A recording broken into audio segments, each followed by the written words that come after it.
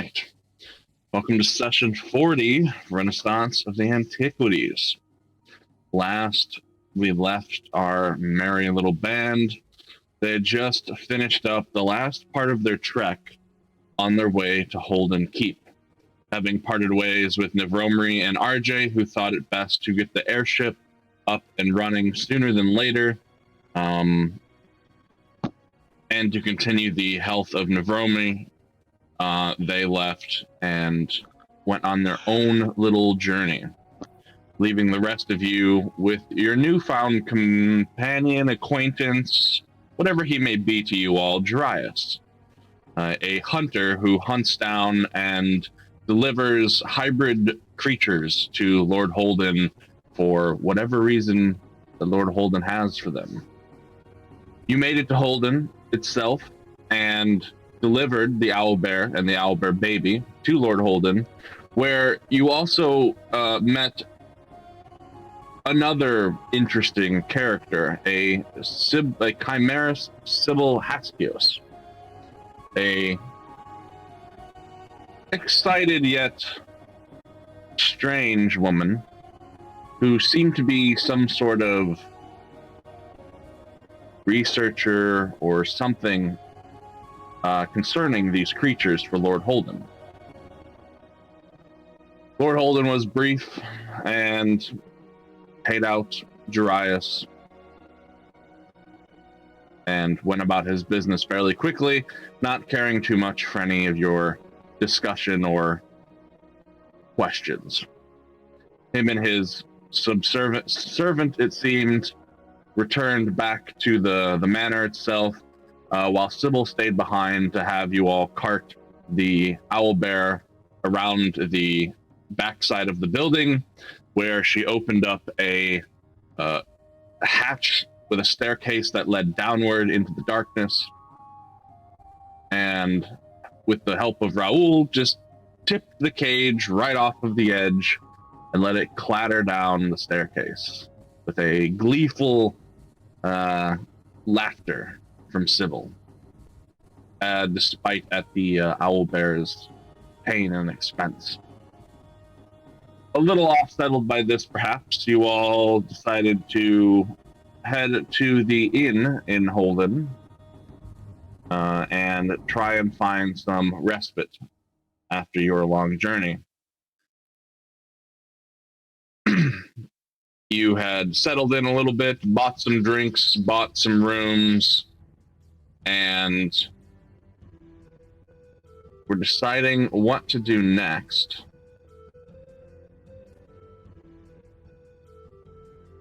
In the Striking Giant Tavern, owned by a Gerald Cromwell, a eccentric yet stern older gentleman, seemed to run the bar.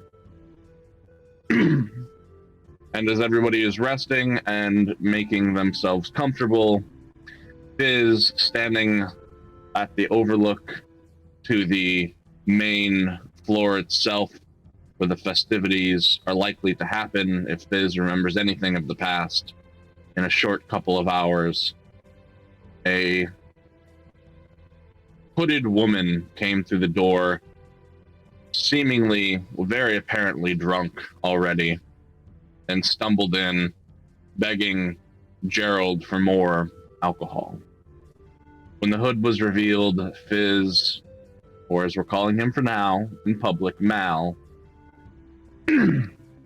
noticed that this was his mother, Iva.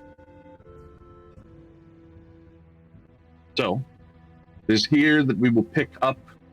Fizz, you have just spotted and made that visual connection. It is becoming late evening here in Holden. There's maybe a little bit more left for the sun before it goes down.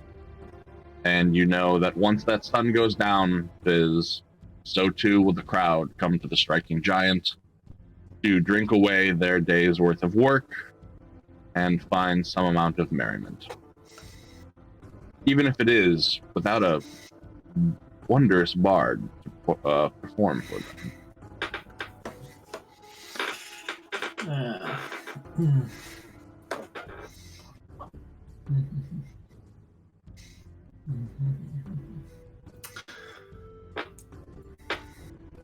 I am not going to approach my mother. I am going to keep an eye on her, though. So if she gets thrown out, I would like to tail her to see where she goes. Okay. Yeah, so you keep an eye over the edge of the railing for 5 or so minutes as Gerald pushes off her pleas for just one more drink,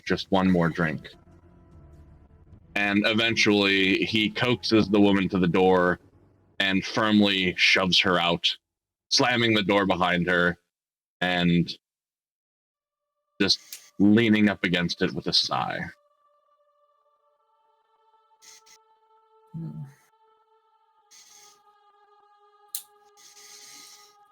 I'll wait for him to move away from the door, but then I'll make to go outside. The lovely evening. Indeed. He seems to wait by the door for a few minutes in the event that perhaps she tries to come barging back through.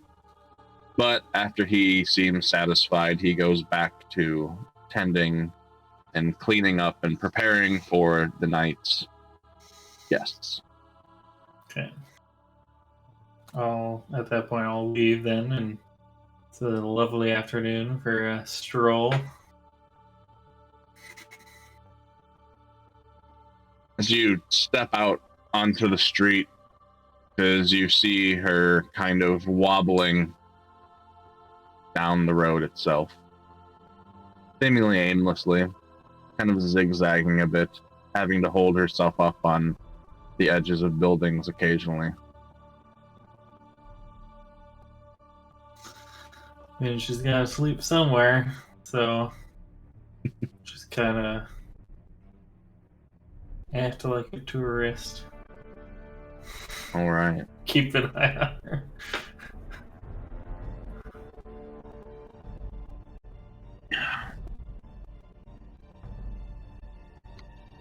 Reminder, I was walking around town. Right. Just looking around. No yep. specific Were you? goals. Yeah. Nithir, you notice as you do walk around town, as the day begins to wane down and the sun dips lower in the skies, you start to see various people flooding in from town from what are probably the outskirts. They look fairly dirty, tired, sweaty, peasants' clothing. A couple of them have carts that they're bringing in with some bundles of hay. Another has various supplies. Some of them start to filter into various little homes in the area, and others begin to make their way down to the striking giant. Raoul, what are you up to? Raoul's still at the striking giant, just having a drink. He's just hanging out at the bar. Yeah, he's got nothing better to do. And Alrighty. fresh drinks is a nice thing to him. Raoul, as people begin to filter in, slowly, one by one, in pairs, you get a handful of strange looks, but it's nothing you're not used to. Yeah.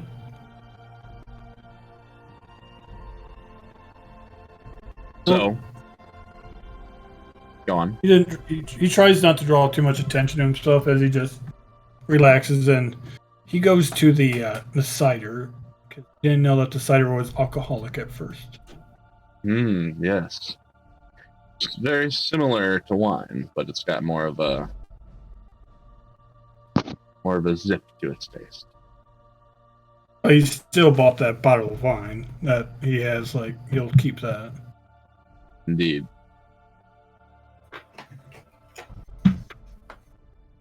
So, Fizz, as you trail your mother for some time. It doesn't take long before she seems to find her way to the outskirts of town, out of the main cluster of buildings that sits at the foot of the hill that holds the manor itself. As the cool fall air bites through the air onto your skin, you see that she finds a little shed of sorts, but more of an open one. Perhaps a place where you might dock a few horses, and there's a few bales of hay. And she, after with a bit of struggle, pushes one of the bales forward a bit, and you see her crouch down behind and not come back out for a few minutes. Okay. I take a look around, see if there's other people around.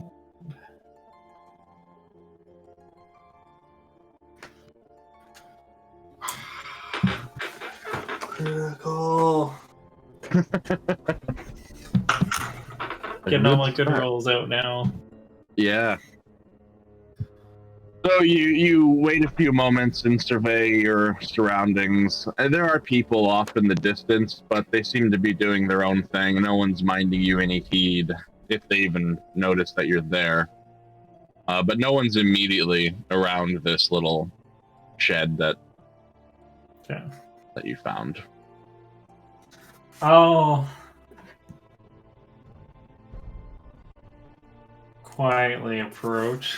Oh, that was not a good roll.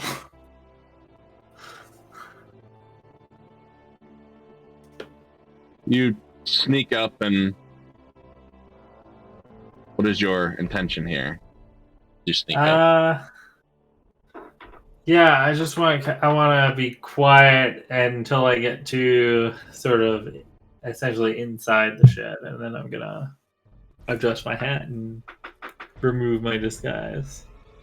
Oh, okay. Yeah. Make your way in, and you can kind of hear a low muttering from behind the the hay bale.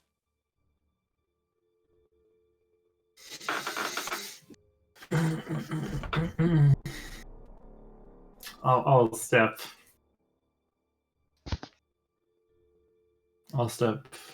around back to be also hidden by said bay hail, and sit down on the ground across from her, or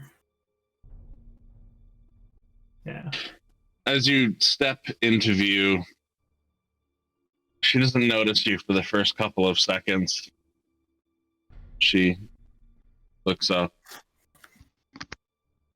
Your rubber eyes, looks down at the bottle, looks back up at you.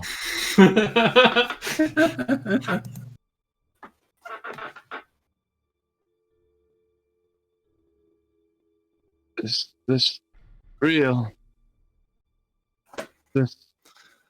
He reaches up to touch your cheek. No, I'll let her do that. I'm not gonna stop her. Clambers up to her knees and kind of almost flips off to the side, balancing herself. My boy, you've come home. And she starts to reach out for you.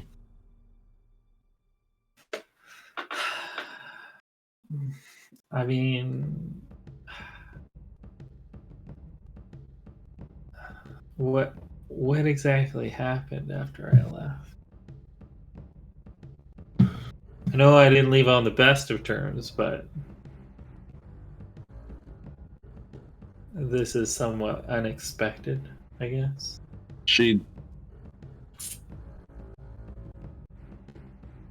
winces in pain, almost as if even the memories themselves cause her harm, and it almost seems to sober her, because then she looks up at you, not with pleading or sad eyes, but with a squint that you used to get when you got in trouble before.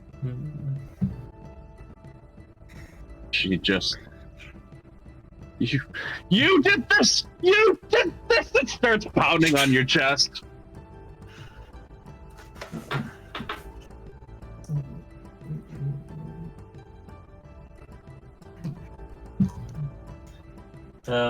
You need to be quiet.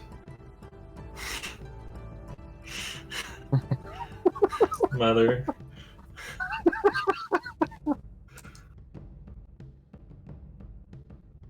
You. This all happened because you went and killed that girl. How could you do such a thing? I didn't raise you like that. I didn't know such thing. I killed no one. That's...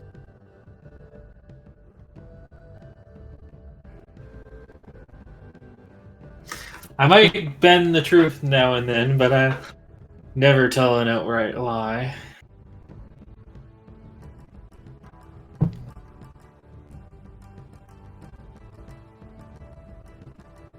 Well, that's not what everyone else says. It's that you poisoned that girl.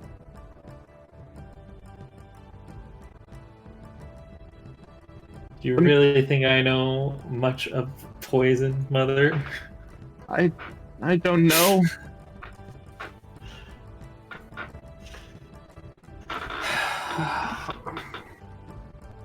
Everything's gone to hell since then.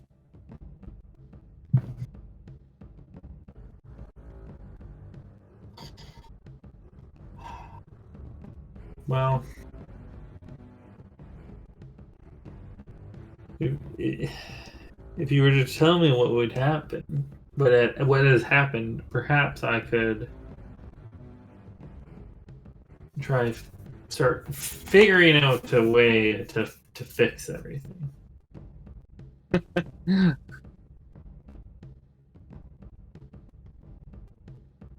A lot of work for you, Fist.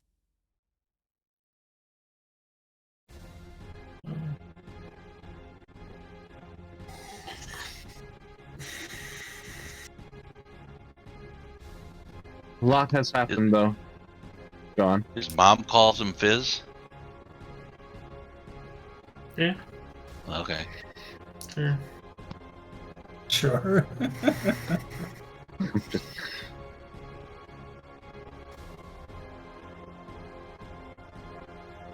A lot's happened. You see,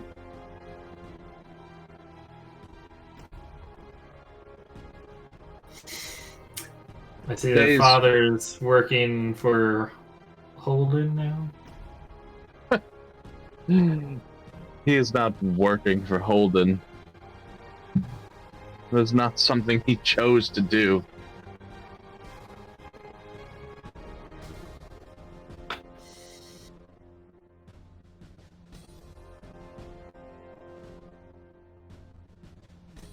He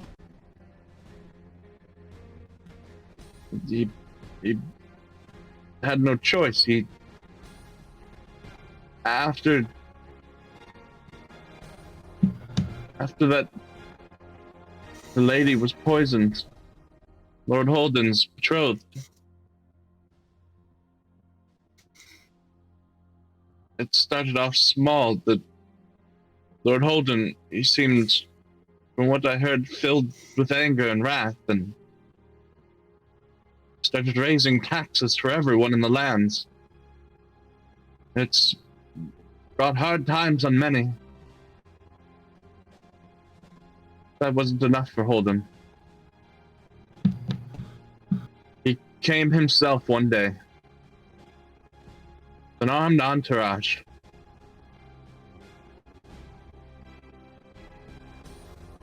He said, someone must pay. We know he was your son. And so now his debts are yours. And so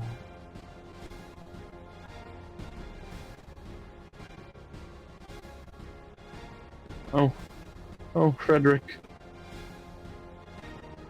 They took Henry and George. Pulled them right out of my arms.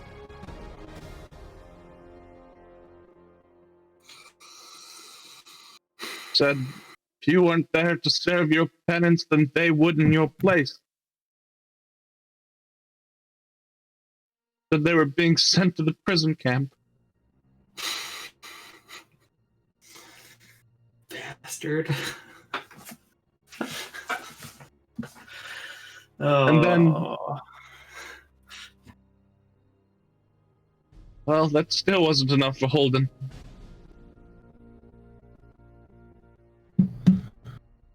He took what money we had, left us in poverty.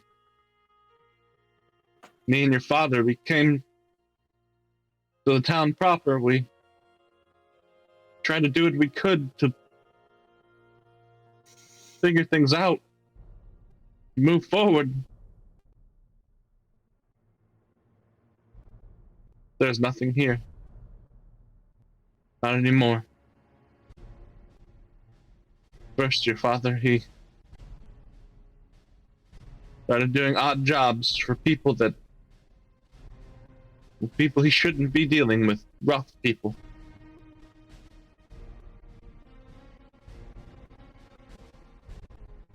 And then he went to confront Holden one day. I couldn't stop him. He stormed up there and demanded an audience.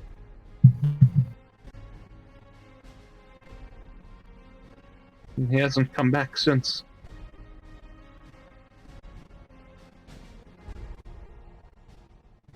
So I've been here, alone.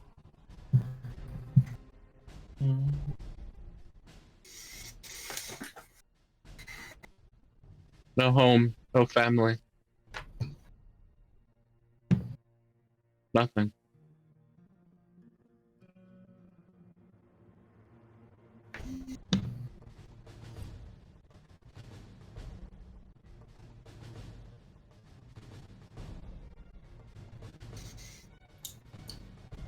Mother, I will try to sort this all out.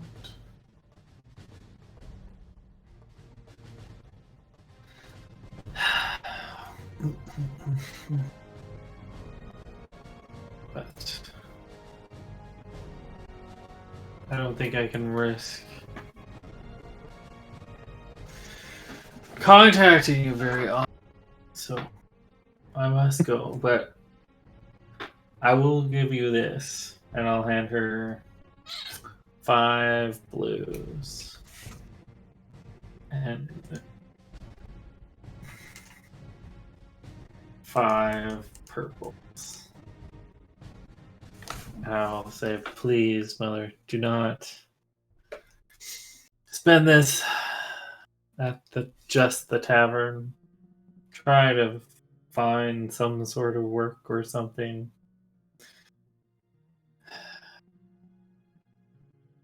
Make a diplomacy check. Bow, bow, bow, bow. Bow, bow. Oh, that's a very bad roll. With plus 12.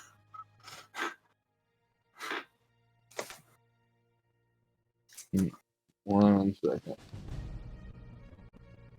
Oh no. You spent it all at the tavern.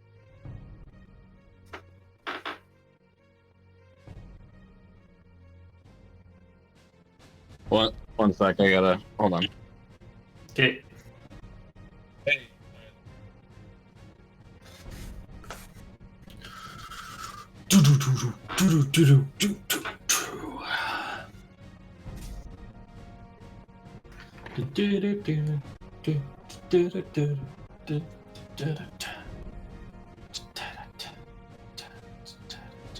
Interesting start so far. Yeah.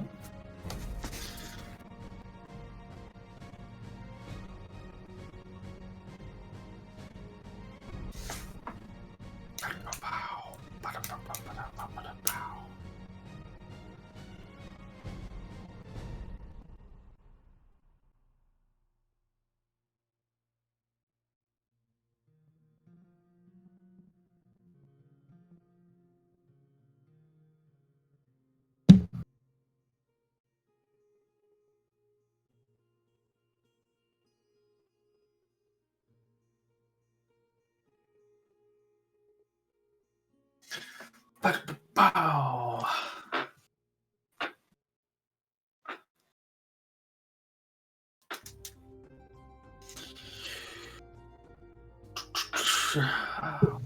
Want to know something crazy?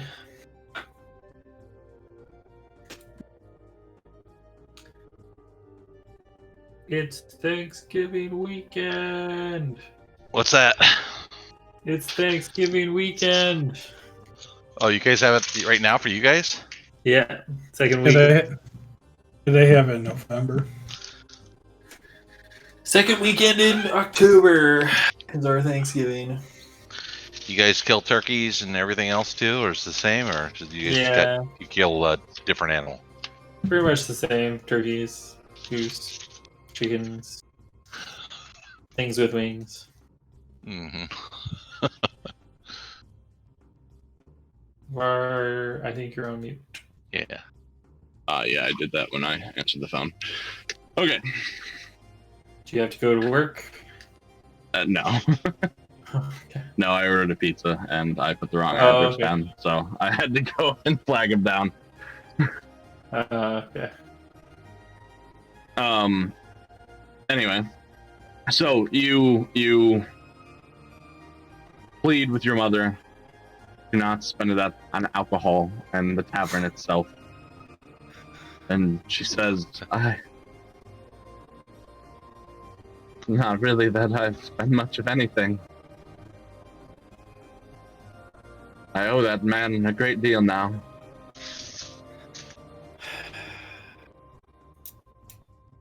How much do you owe him?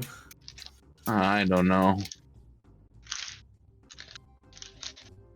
I tried working a little bit of it off, but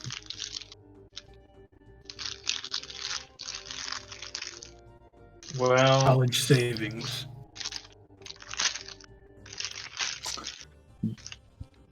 is there commonly like a jar or something on the counter or something that you could drop off payment on? In I'd at the have to bar? go talk to him. He's pretty tight with his money. He doesn't just leave it laying around. Damn it. But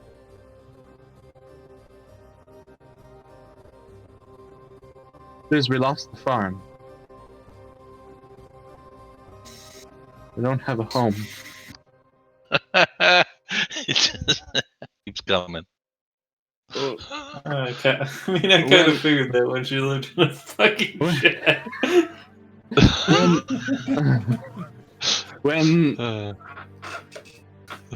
When Henry and George were taking your father, he tried keeping up with it for a while. But the crops, they came and went before he could get to them. He did what he could, but it wasn't enough. That's why we came into town, trying to find something more. And we see how that turned out. Yeah, well, maybe you can use the money to buy needle and thread or something. I'm sure you know how to sew. Nice. I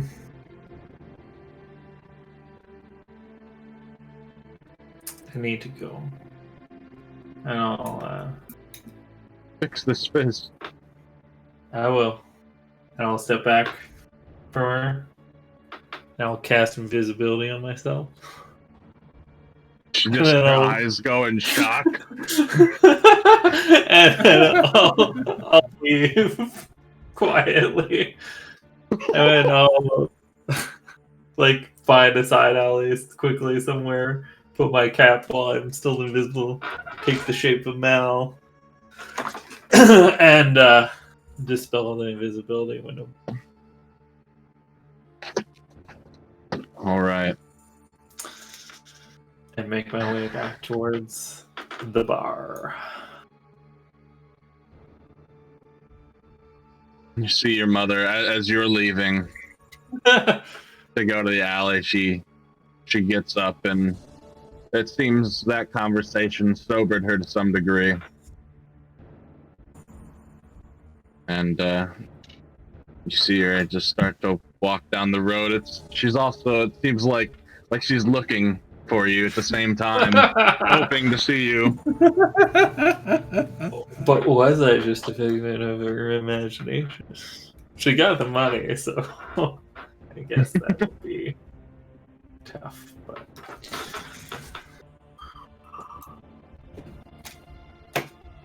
And yeah, you find your way back to the inn, where there's a handful of patrons now as you open the door.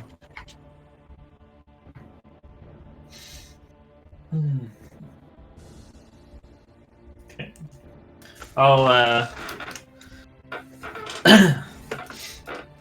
I'll go up to one of the barkeeps, not the owner, because I know he doesn't really like to chat.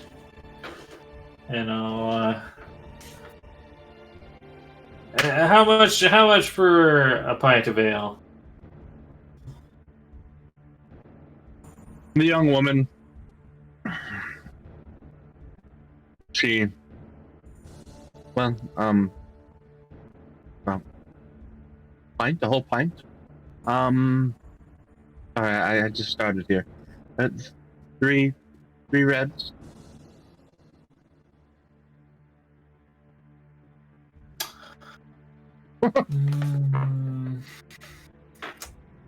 Just started here, eh? Sure. 3 reds are silver, right? Copper. Or copper, yeah. I'll hand her the 3 reds. Thank you. I see you are back. Yes. Hello, Raoul. How are you? Where'd you slip off to? Al? Oh, it's just was a nice afternoon for a walk. Wonderful. Cider's not too bad here. I've never really had the hard cider before. But it's actually pretty close to wine. I enjoy it. It's quite a bit fruitier, though. I'm glad you like it, though.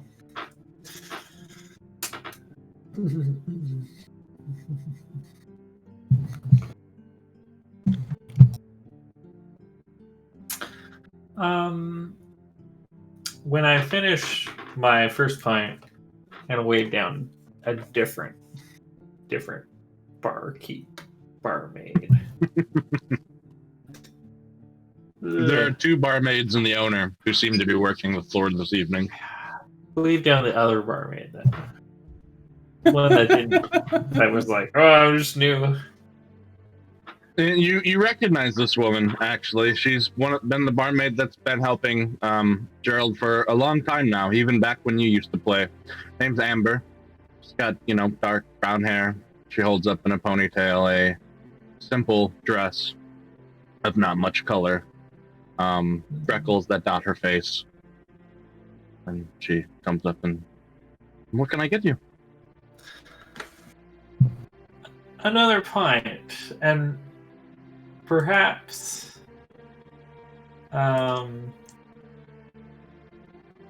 you've heard of some rumors, and I'll slide 6 reds over to her. Yeah, any sort of rumors in particular you're looking for, or just the newest Just word on top town? of the town. Did you walk away, or are you still sitting? No, I'm sitting near you. I will sit with excitement.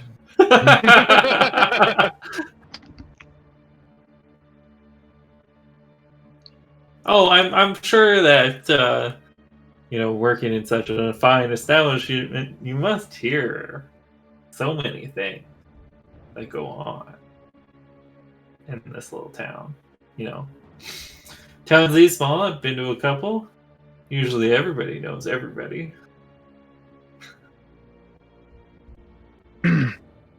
Well, there have been a couple of interesting things around the town today. Not today, but recently. Oh yes, there was a guard that arrested a wealthy half-orc recently on one of the nicer homes here. Seems he had butchered an animal and a human on a front lawn, even.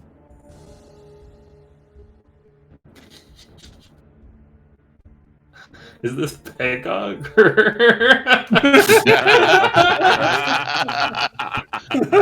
Why not?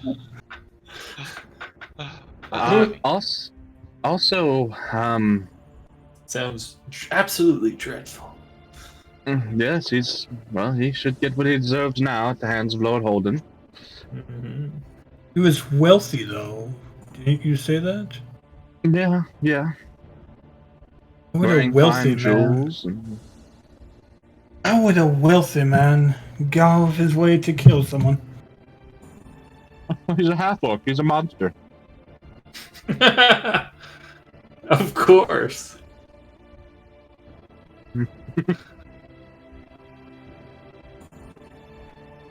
That's just my opinion. But Raoul, just after saying that little thing, he'll go back to being quiet. Also, there was a rather unique band of individuals that came through about a week ago. They traveled here with the army. They said they were headed up to prison camp. About 4 of them. They came in with quite the display of money and talents.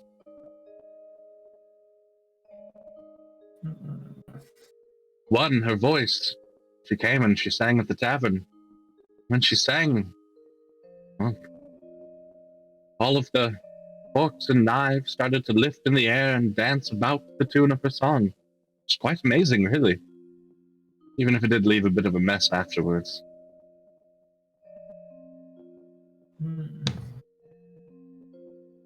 Did you catch any of their names?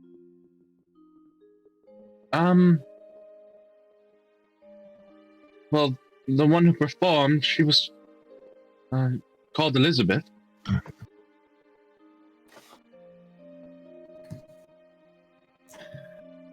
And then she had a few men with her. There was one. He looked more elven than human, really. He was rather quiet and just had a couple of drinks. Stayed in the corner. Looked more the brutish type. Then there was this oh, what are they called again? This man from Vinyamon, it seemed. He had the dark skin that they do. And the strange accent, and he seemed quite sweet on his words. Well dressed, too.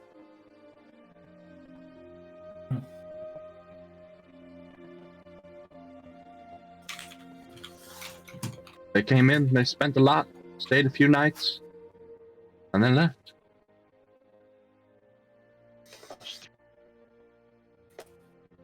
Which way did they head to? They said they were headed up to the prison. Said they had business to deal with.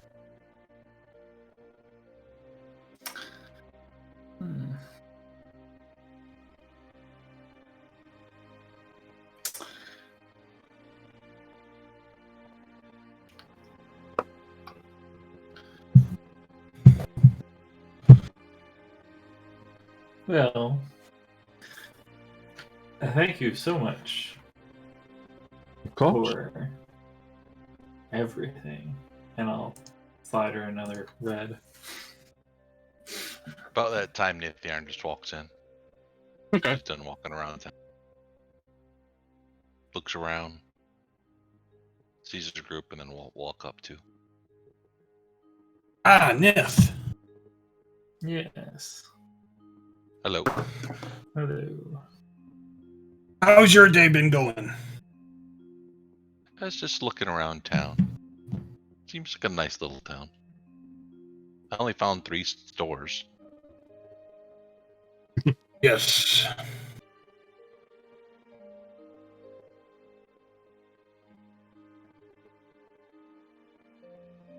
Did you buy anything? What? Now, I'd probably... Good point, though. Probably need to restock up on my grains and dried fruits. With RJ gone, maybe you could find some of that for me. Sure. I think you're Just mostly like gonna find a bag of grain them. here. Yeah. Grain, dried fruits, nuts, whatever. Okay. Fizz is gonna write down. I'll scrap a paper. Get horse feed for Fizz or for You'd probably be fine with that. Yep. And you know I can read, right? I still write that down. To me, that's what it sounds like. You want nuts, berries, mostly grains. Might not. Stores actually might not carry that, but they'll probably carry horse feed. It's fine. Oats. If you need money, I have a little bit. I can.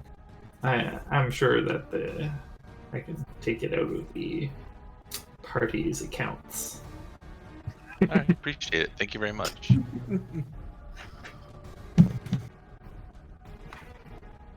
Are you going to be playing tonight? No.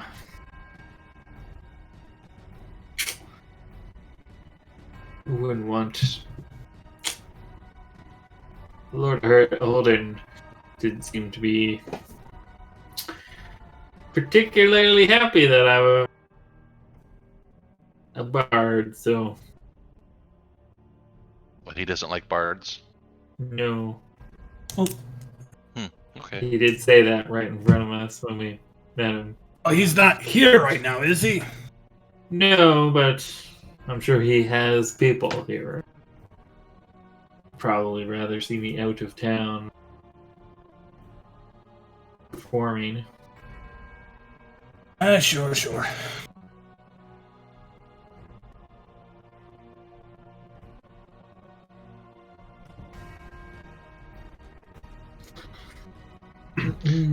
Well, if you decide to, let me know. I was going to try dancing, like you suggested. See if it brings any bells. I mean, not my normal maneuvers, but maybe dancing.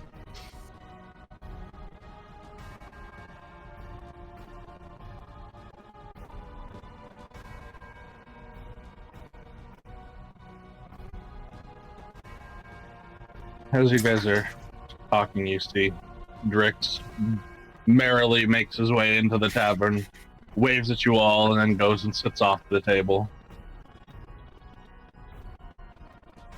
That Raoul would wave back. He sits by himself? Yep.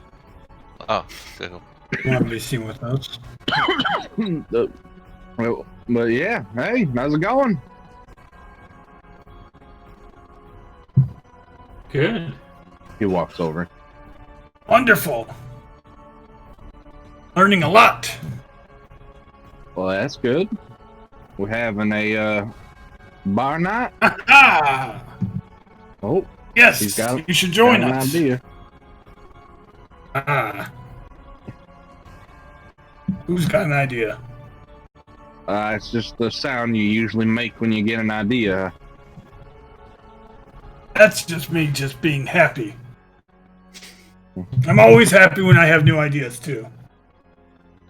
But I could see where you get the two together.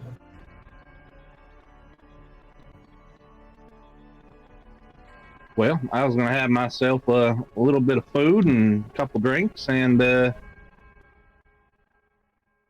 yeah. Nothing special. Wonderful. Who's watching the caravan? I found a little place in here in town. You can drop it off and put it in a barn. Oh, what did you do with the? What did we capture? The Wolverine, the baby Wolverine. Did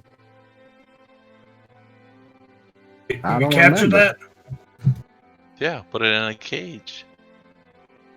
It was on Yeah. the caravan. Might be with Jarius' cages then. I don't think it's been fed for a couple of days. Has anybody seen Jarius? He went off to go restock, I think. I saw him when I was coming in the tavern. He was headed out back stable way. Did you see where he put his caravan? Yeah, I think it was nearby.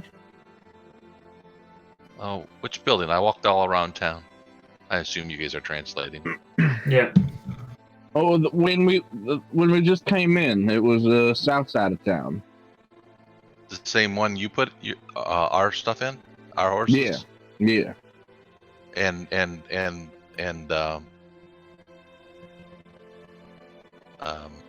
dang, I forget his name already. What's the squirrel's name? Taween squirrel is there too. Yep. Okay, I better go check on him. All right. That's what I'll go do. Have fun. Thank you.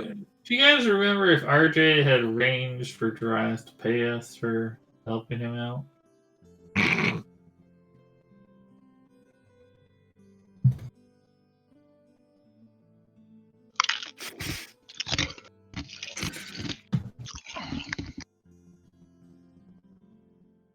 Are you talking I'm to gone. me? I'm gone. So yeah, you got to talk to somebody else. Raul, do you remember? What? Do you remember if did Darius agree to pay us some of that money that he got today? No, he did not. RJ. Oh, RJ, I don't remember there being a money thing. We just said we agreed that we would help him out with his witch problem. Yeah. I don't remember any talks about, and he was going to show us a way to the prison that wasn't obvious. Oh yeah. That was our reward. Yeah. For helping him out with the wage thing. But, yeah. Also, I do believe it was Nith that came up with the idea of helping him, not RJ. That's true. I thought meant previously for Healy, because RJ did heal up that bear. We did get paid for that. I'm trying to remember what we got paid for that. Well, No, did we? I remember there being talked about the healing. No. no. Okay. No, nobody negotiated money. Nithian's not going to negotiate any money. RJ wasn't negotiating any money, so. No. God damn it. Well, at least he'll be well stocked. We won't have to give him any supplies on our trip. Yes. Drix, did you manage to snag any deals in town? Nah, I did a little bit of looking around today. I was really just kind of getting the lay of the land. Making sure I knew all the deals before I made any. Smart man. Gotta be smart when you're a businessman like that. So probably tomorrow I'll be picking up some stuff here and there, trading off some of the other supplies I've had with me. Anything in particular y'all need? I mean, from what it sounded like the other night, you wanted me to stay here or something? I can stay and do some trading for a while if you need me to. Were we talking about like that? I don't know. Just because we didn't think that the cart would be able to, because we have to go into the forest to deal with the witch. Yes. I remember that. We have to traverse through the woods. And then the path that Darius knows about is much too narrow for a caravan. I could use some rations for the journey. But besides that, I think I'm actually okay. Get out the bird seed for. Oh yes. Birdseed. Yeah, Nithir needs some grain and fruits and nuts and oats and stuff like that. Yeah, I don't know. I got a whole stack of that back in the carriage. You just gotta open it and get it. Excellent. I still don't understand why she eats like an animal, but each their own, I suppose. Yeah. I think she once mentioned something about living in the woods for some time. It's probably a woodland thing. I've heard wood elves like to eat nothing but nuts and berries as well.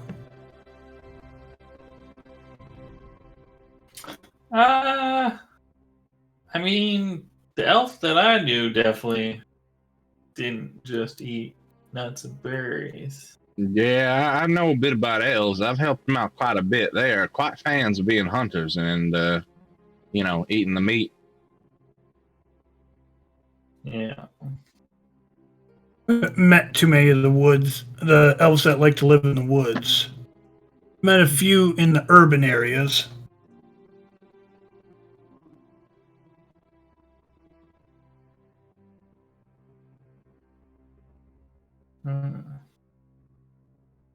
Just a Nith thing then. She likes to eat berries and nuts. I mean, I guess anybody could potentially decide to just live that way. What about Raul? Do you know about Elizabeth and those other folks that were going up to Aracrost? Nope, never met a woman named that. And those people don't sound like anyone I've ever met.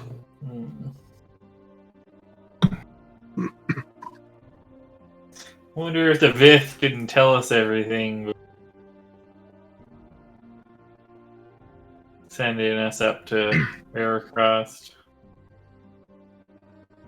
Oh god. At this point, you see Wizard come down and sees you all and comes over and approaches. Wizroon. Before Wizard can even get a word out of his mouth, Drick spins around. All right, this is bigger than a bar thing now. Let's get a table, boys. Grabs his food and drink and starts to walk over to a table that's open. Okay. We'll go over to the table with him. Take you my pint. Wizard just says, good evening. How's it going, Wizroon? It's fine.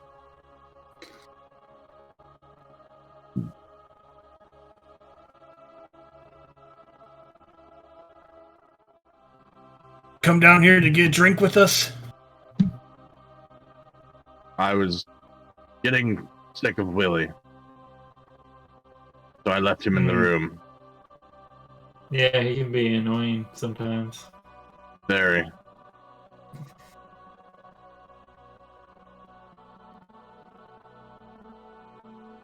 Beginning to wonder if I want to continue this apprentice thing. Who started it? He showed potential, but seems it was just a minor thing he's able to do. He's an idiot. He can't grasp anything.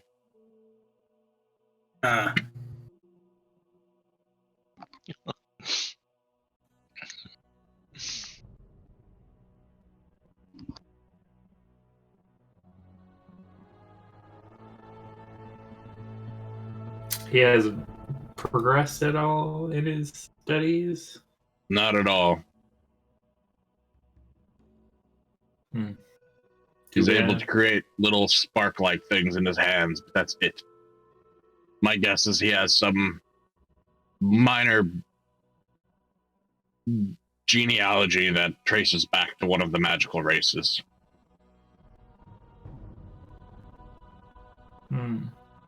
That would...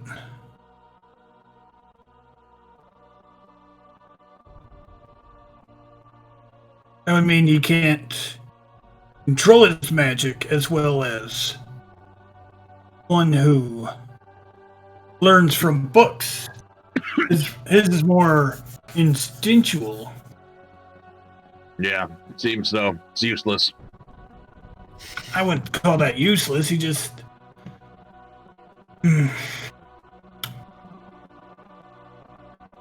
Would you like to teach him, bro? I don't know magic. I just know that sometimes the best way to learn something is to throw yourself into danger. What do you mean? It's a great idea. We'll take Willie on our next journey and throw him right in the front. Wonderful! We're gonna kill Willie. Raoul. How old is Willie again? Remind me. He's like 11. You can live with that decision, Raoul. That's... I suppose. I'm not the teacher.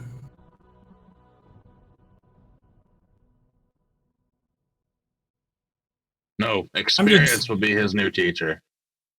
I'm just saying my mother used to throw me into danger all the time.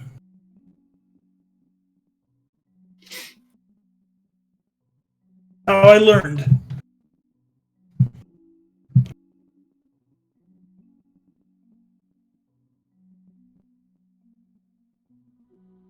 Right.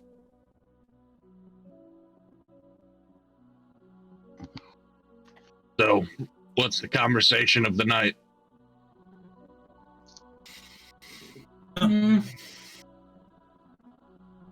I'll go to a little bit more of a hushed tone. Mel over here. Mal, I mean. Paid the waitress for a little information. Apparently there's a group that was here about a week ago that was highly skilled at some things, and they went to the prison. Interest.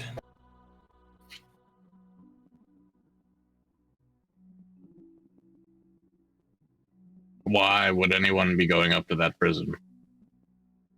That's where we're headed. Apparently, a rich-looking half-orc got attacked by the guards as well. That related?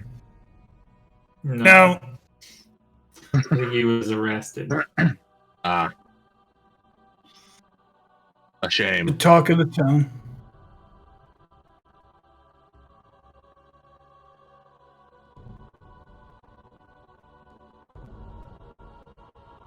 That's just the talk of the town today, apparently. Indeed. I do wonder why people are going to that prison. I'm sure we'll find out soon enough. We are heading up there ourselves. Because they're idiots like us.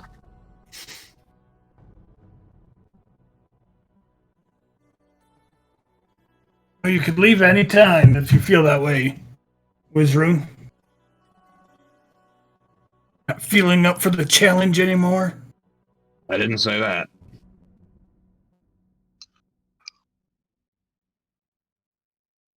Just think it's sometimes foolish that we throw ourselves into things we don't understand. True. But like I said, best way to learn is to just throw yourself at it. You don't know what it is until you know. I'll be sure to make sure you are thrown at it.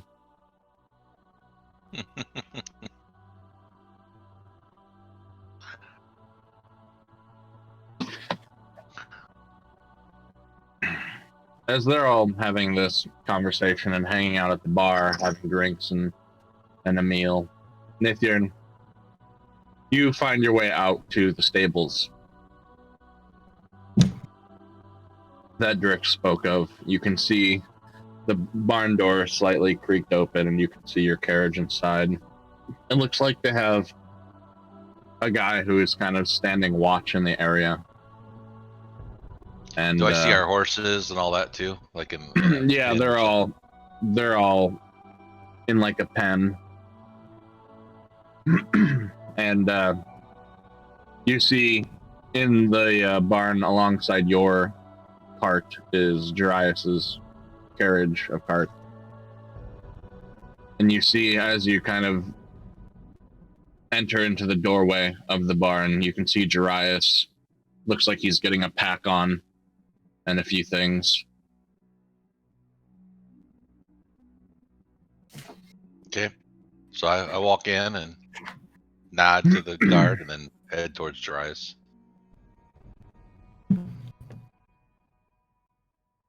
He notices you. Good evening, Nithyan. How are you? That's good. That's good.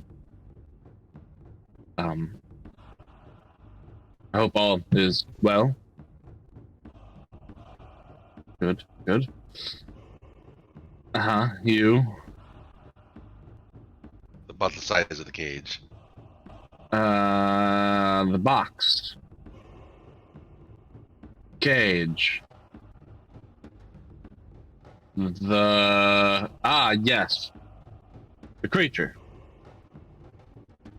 Yeah, it's in the back cage. I put some. Well, I found some salted deer meat that I had and threw it in.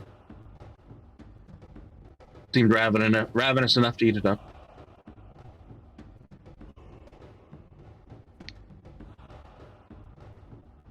But well, going to travel away from town tonight and sleep elsewhere. Can't be too safe. So, I don't like to stay in towns.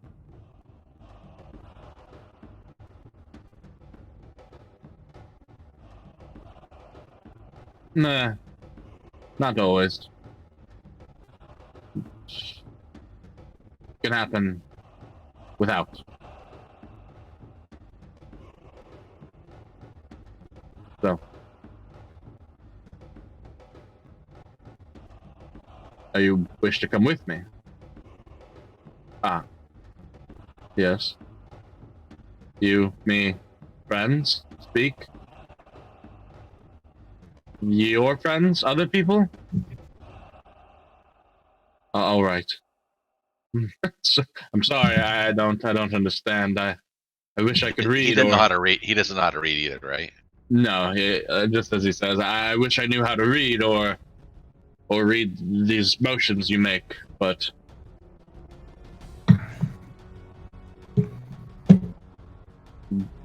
yeah, I don't understand that. But perhaps I'll pick up a few signs. We'll talk for later. But I should get going. Have a good evening. I'll return sometime in the morning.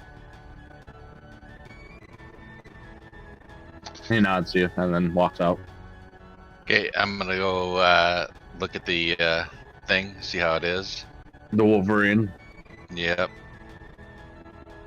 Yeah, it's still kind of gnawing a little bit on some of the meat that Jarius threw in. How bad off does it look? Not horribly. You guys mostly just knocked the hell out of it with non-lethal. Okay. Doesn't really have any injuries. So it looks like it's okay. Yeah. So I'm gonna sit there and not sure how, but just he's already fed it, right? So I don't know what else. Look around the caravan, see if did it eat it all, or is it still eating it? There's still a little bit there. Didn't eat all of it, but all right, then I'll come back later and try to find something for it later. I'll go look for Taween. Oh yeah, you head inside your carriage and you see a squirrel sitting there. And I start symboling to him and training him and handing him nuts and stuff. Okay. I don't know how I'm getting along with him. Is he starting to respond to me? To some degrees. Okay. You want me to do any kind of a check on it? Yeah, handle animal. Okay.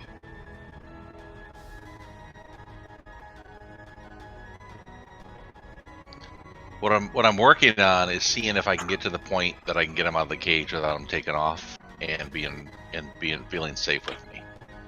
Yeah. So the kind of training that I will have been doing and will continue to be doing would be batten up the inside of the thing, then letting them loose, and then kind of feeding them and coaxing them and trying to get them to be friendly. At least I'm not really training them to do anything, just to feel comfortable with me and stay with me, or come to me when I call them.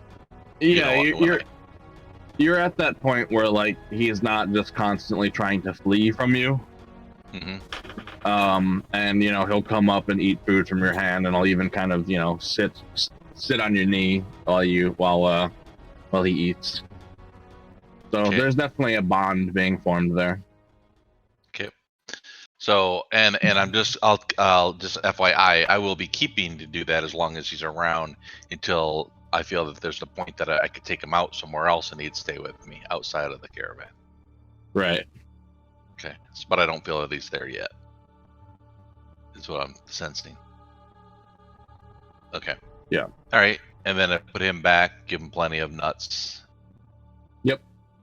And then I will go look for the horses. Easy enough. You I outside do a little bit of the training barn with the horses. Yep. Making sure they pay attention. They come to me when I ring the bell and do the signs. I do a little. You want me to do another one, Pam? No, you can just do the one for your general animal training. All right. And then I'll head back to the inn when I'm done with that. Okay. That's it. Let me know when I get back to the inn if they're still up. Meanwhile, Yes. Drix is 2-3 cups in. Wizard has complained more about Willie, on and off. He himself has had a couple drinks.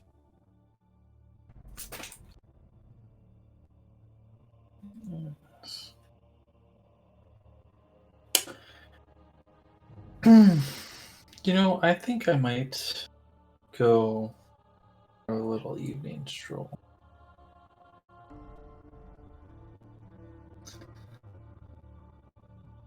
And I'll get up. Leave that.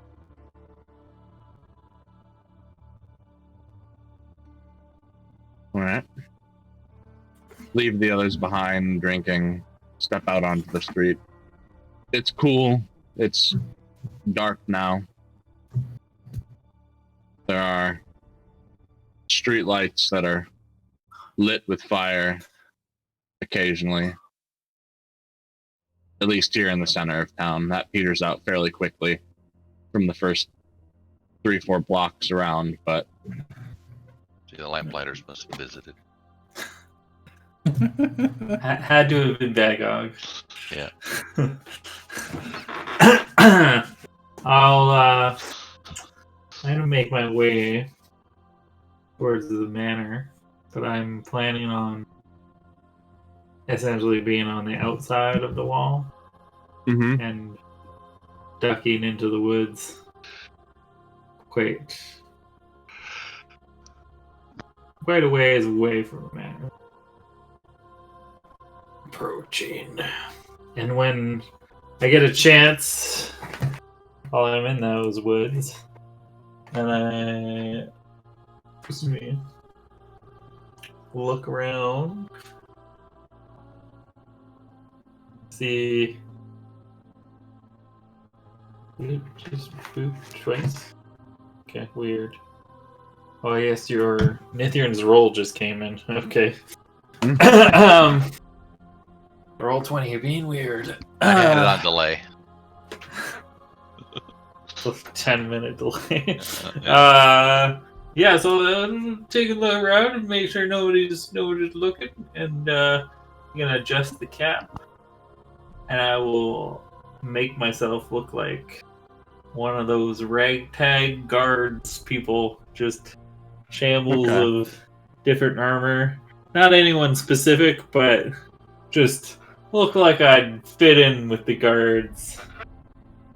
And I'm gonna make my way along the wall towards the back of the manor, where hopefully I think there's should be a gap somewhere where I can from there stand and see the entrance that we shoved the owl bear down. Yeah, so to describe your little journey here, the keep is up on a hilltop itself that's mildly craggy. There's just a few like little 5 to 10 foot little rocky cliff faces, not very tall. But the town itself is mostly on the south side, and it sprawls in kind of like a crescent shape on that southeast side of the keep. But on the back side of the keep, on the northern side, there is down beneath the hill, which is not too far down. There is a patch of forest, and there you can see a lake that you know of that's out back there, and a little river that sprawls through the area. You go back in there and you don your disguise. You can see a couple of torchlights up on top of the keep itself, but there's no way that they could see you down here in the darkness. And then you make your way up the hillside and find one of these breaks in the wall and wait for the patrol, and you're able to see the How far away from the entrance, that locked cellar entrance, am I at this point? I mean, if you're trying to find one of the gaps that's close to that, maybe 30 feet or so.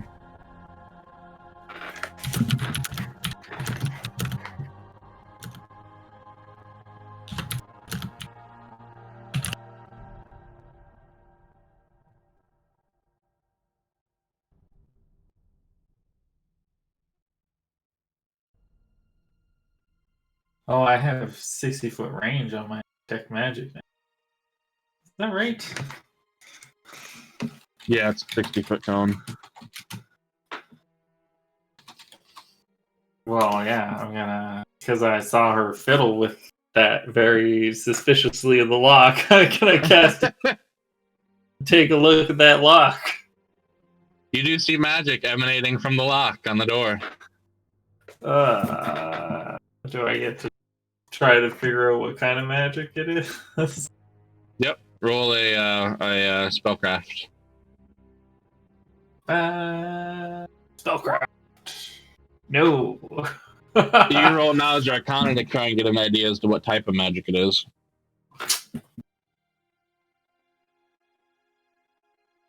Knowledge arcana. Maybe. Hold on, I gotta. It's magic for the school. Magic. I just don't know off the top of my head what school that this spell is. It is abjuration magic. Abjuration. Which, with your knowledge of Arcana, abjuration spells are usually protective spells, physical or magical barriers. Sometimes they negate physical or magical barriers or abilities. Sometimes even harming trespassers that cross the boundary of those sorts of spells or interact with them. But if there are two different abjuration magics within 10 feet of each other that are more than 24 hours, that they're next to each other for, you often know that you're also able to see little magical fluctuations visibly in the air as the energy of the two magics collide.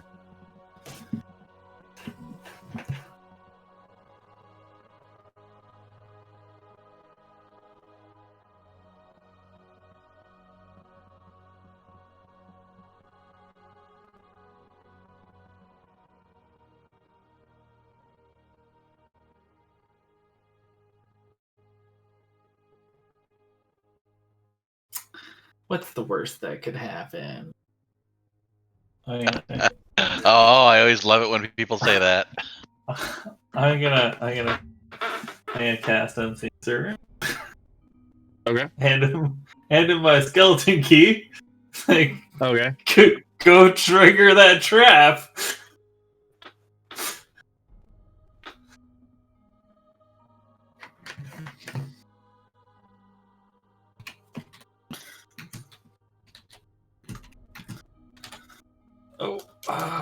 Plus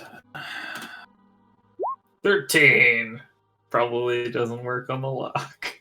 But No. maybe triggers the magic. Nothing seems to visibly happen. God damn it.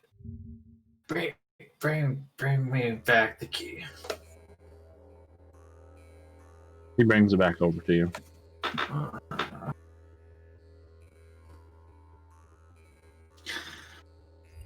Well, this isn't going as...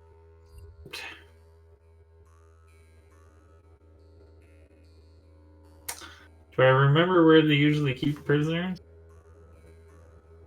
Or people who were arrested? Yeah, there's a down at the foot of the hill, there's a little barracks that when Lord Holden had more of a uniform guard set up that he would use often. It seems like you walked by it earlier today, from what you can recall vaguely off the top of your head, not having really paid attention to it. It looked like there were people around it. It looked like it may have still been in use. Okay. I'll head that way then. Alright. So you make your way back down the hillside and take a long arc around the hill, walking back up the street itself. And the building is dark from the outside. You don't see anybody standing guard or anything of that nature. Is there a window I can peek in? Yeah, it has a number of windows on the front side. Peek in. Creep up to the edge of the window. You have to slightly open the wooden shutters. It looks like an office of some sort.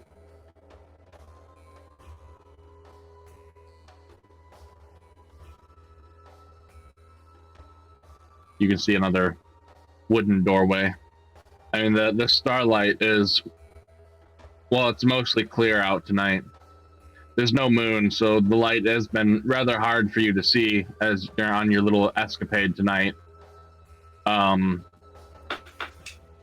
And so you can't really make out much in the interior of the room. You catch the gleam of a handle on the other side. That's about it.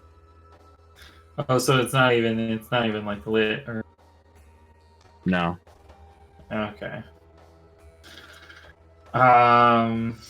You can just catch the little bit of starlight that comes in and shines a little bit on the desk and a chair and makes it look like an office from what you can tell.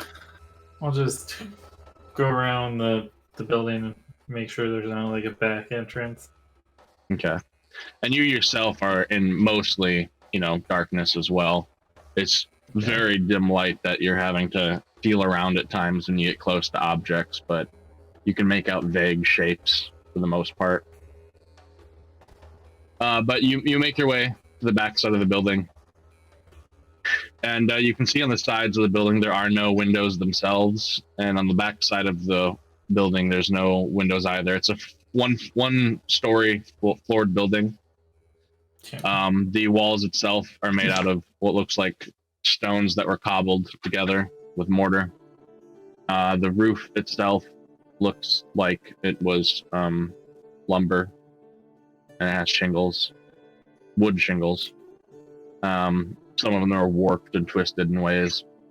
And on the backside, you do see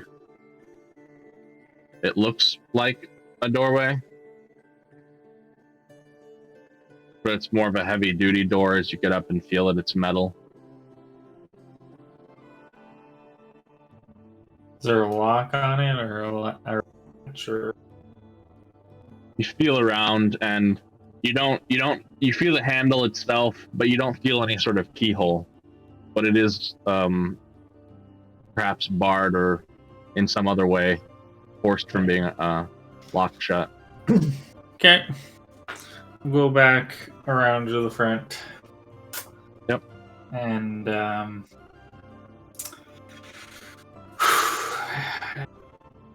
take a deep breath. Try the just try the front door to see if it's locked or not.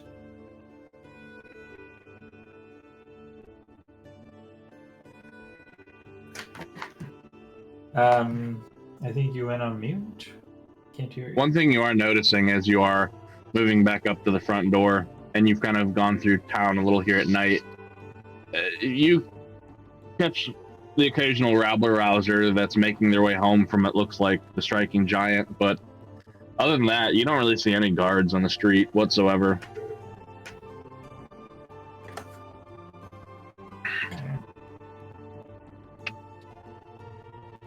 I mean, from all the time you can remember, Lord Holden never officially had like a guard service or anything of that nature. He had his own personal people that protected his manor and himself, but he was not the sort of man who gave a shit what happened to any of the villagers.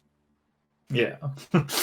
Yeah, so I mean, I'm gonna try the front door. This does have a keyhole, but it is locked. I will try my skeleton key on it then. Go ahead. Hey! Easily enough. You wiggle it a little bit, and it turns and pops up. Unlocked. Okay, I'm gonna pull out a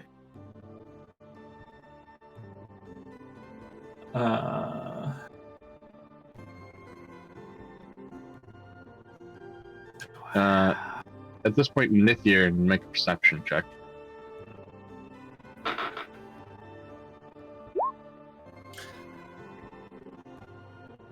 And Fizz, make a stealth check. I mean, I look like a guard. I don't look like Mal.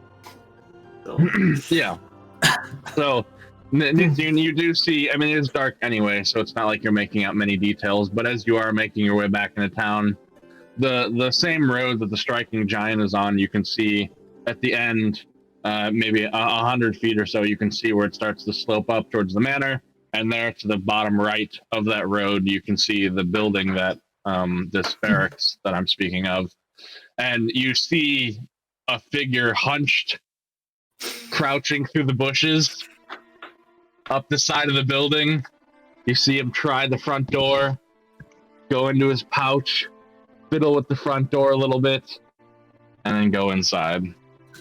All right, so do I have any reason? I don't personally think I have reason to suspect, but is there any reason for me to suspect something? I mean, obviously it's odd behavior, so I look at it for a minute. I would say that like the way I'm trying to enter, I'm trying to make it look like I have a key, but I'm definitely like just standing in front of the door. I'm not like Yeah, okay. crouching Yeah, you're down. not like super stealthy. So to me, it's just like a good, perhaps a drunk guard trying to get in, and he's just effing up. So I'll just keep going. Yeah, it's just the only minor abnormal I don't see a behavior that you reason why. see. Yeah, I Yep. don't see a reason why I'd think anything of it. Yep, but you did see it. Okay. So you know what? Before I open up the door, This could go bad. I'm gonna pull out a torch Okay. and light it with spark. And then I'm gonna open the door and enter the building.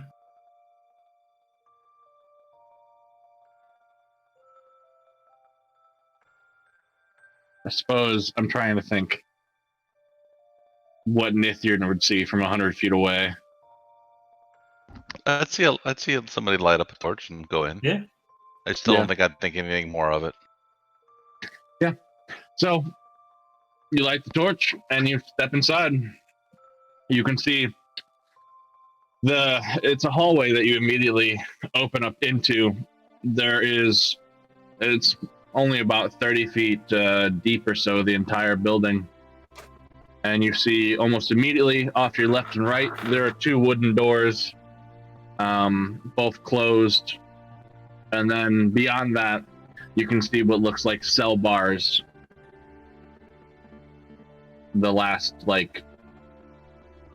20 feet of the building.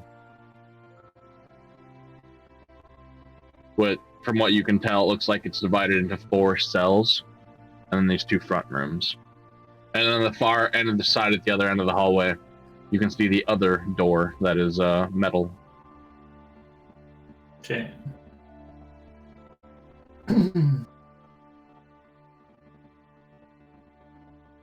of course, to get past the first 2 doors and to the bars themselves, there's another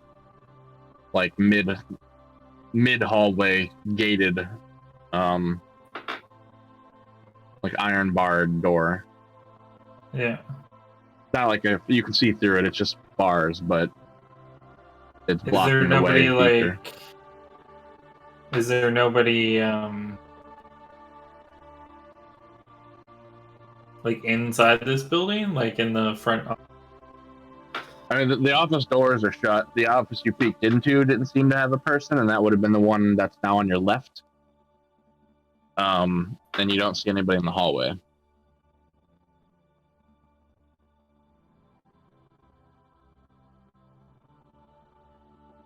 I'll just take a quick little peek, not opening the door fully, but just peek into the other room.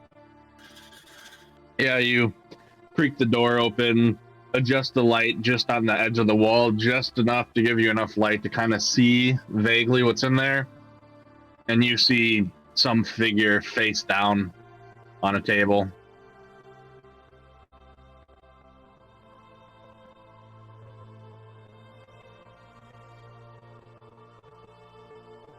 In a chair.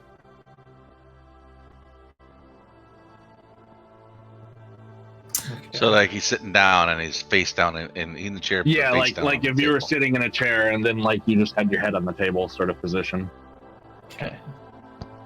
Okay, I'm gonna shut the door gently, quietly. Okay, also make a perception check as you do this.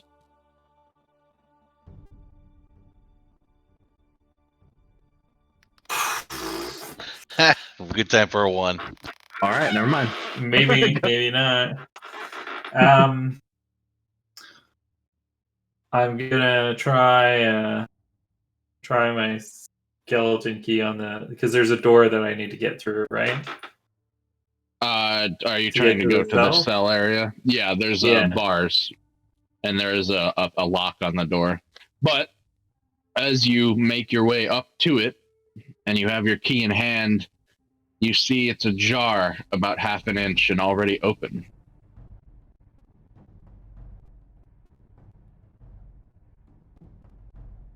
I'll open it and then Swing peek it open. into- It has a creak.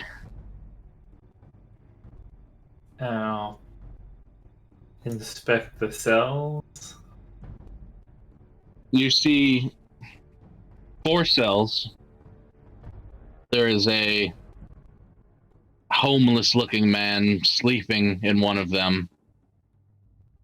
Perhaps a drunkard or something that got stashed away for the day.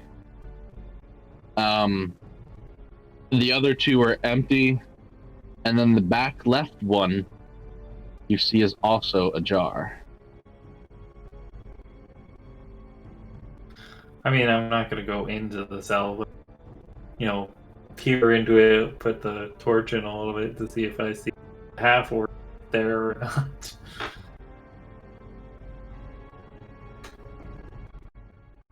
As you're kind of stepping in a little bit,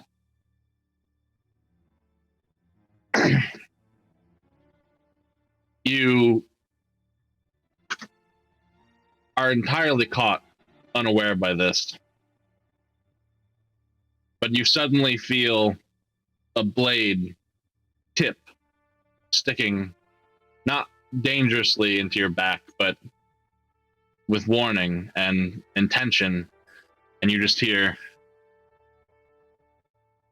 "Let me out now, or this will be the last day you breathe." That was always the plan, my friend. Did you kill the guy in the front room, or no?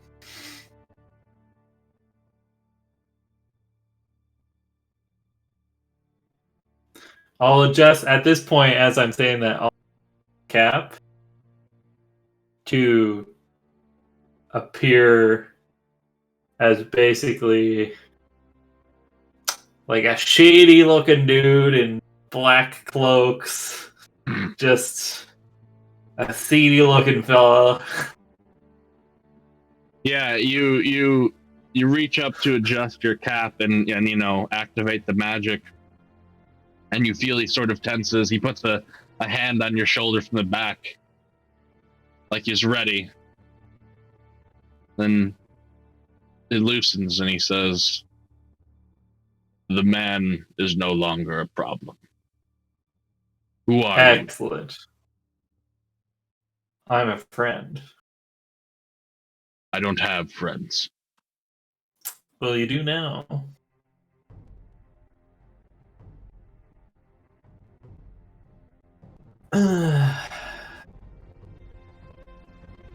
"Explain yourself." And he kind of Oh. pulls back on your shoulder to spin you around to face him. And you see this half-orc. He looks bruised and beaten on his face. 2 smaller, jutting tusks out of his mouth. The half-orc features, the slightly greenish tinted skin. I'm not a fan of Lord Holden. So anyone Neither am I. Yeah, exactly my point. So enemy of my enemy is my friend. My friend. What did he do to you? What didn't he do to me? I can understand. I was framed for murder. Oh. And was it Holden who did the murdering? I can only assume.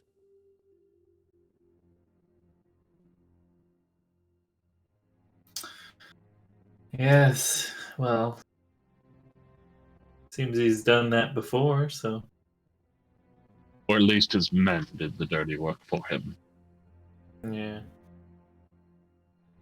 All I know is there I was, visiting one of my contacts here in town, bringing them a shipment of goods.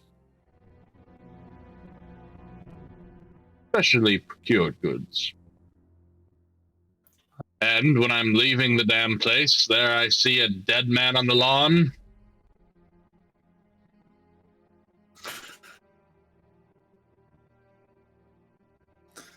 And God's waiting for me. Yes. Well. I'm beginning to think even my contact had a hand in this. But You have to be careful who you trust. indeed, which is why I ask again, who are you?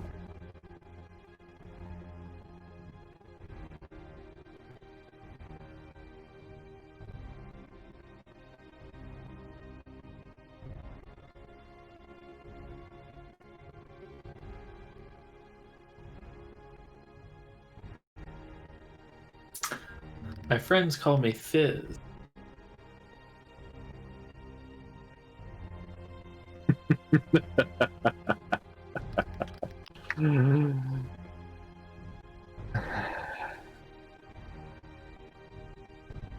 Well, your name precedes you, Fizz the Wondrous. Like I said, it's not the first time he's blamed a murder on somebody else.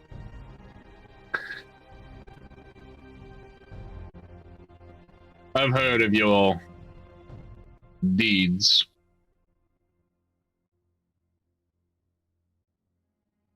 And I believe them. Then it happened to me. And now that I see you standing here before me, I don't know that I believe them so much anymore. So, Fizz the Wondrous, is this your new game? You undo what Lord Holden has done to others? Are you a rat in his sewers? At least for tonight.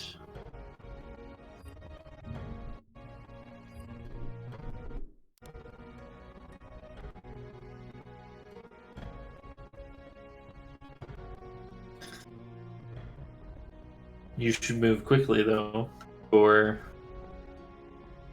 a guard does decide to pay these cells a visit. Oh, from what I could tell, it was just the one. And alas, I can't leave yet. I must get my things back. Where are your things? In the room down there to the hall. Not the one I killed the god in, the other one. There's a safe I couldn't get open. Well,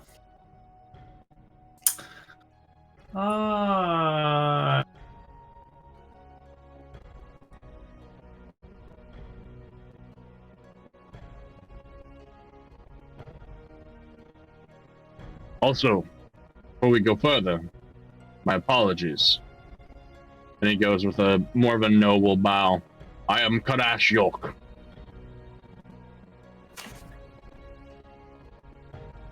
it is good to meet you, Ashna.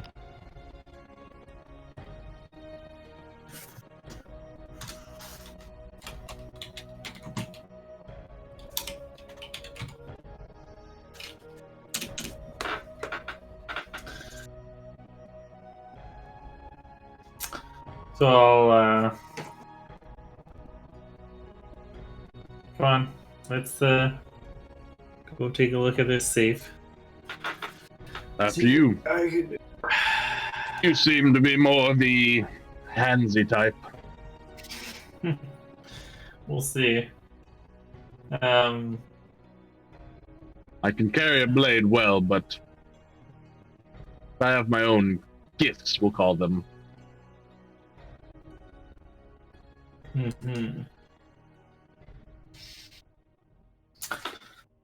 Opening a safe is not one of them.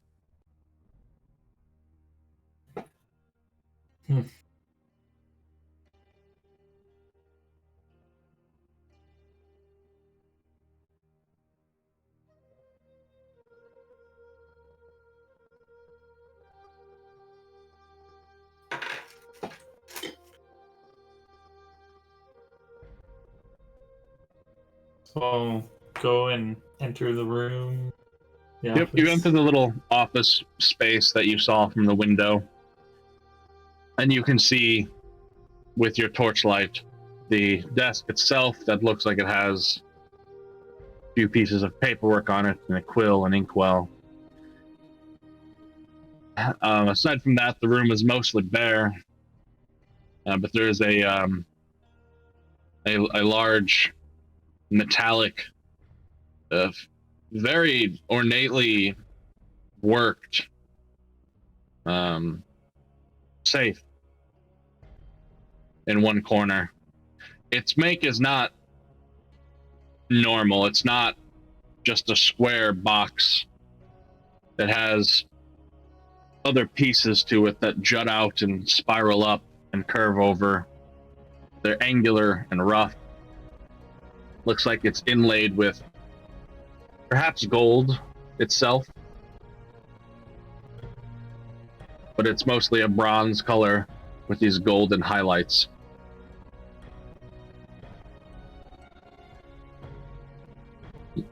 You have knowledge history. I mean, I have all the knowledge. Wow. Ah, you got the curse. You got the curse now. Yeah, Apparently. now it's rotated. Each week it's rotated once. I see the macros going well. Two in a row. Okay. So I don't know anything historically. I'm gonna cast detect magic though, or take a look at the safe to make sure it's not magical. There's no magic emanating from safe. Yeah. Okay. And what kind of is it? A keyed safe or a combination safe? It is neither. You see, there's a panel on the front, and there are, I suppose in a way you might be able to call it a combination, but it's not a spinning tumbler. There are 9 symbols. They look somewhat like runes, but they're not the runes of magic you're familiar with. In a 3x3 pattern, each one looks like they could be pressed. Runes, you say? So they can only there's 9 of them, and you can press them in, but that's it. So it looks like you can press them in. They look like buttons. Okay.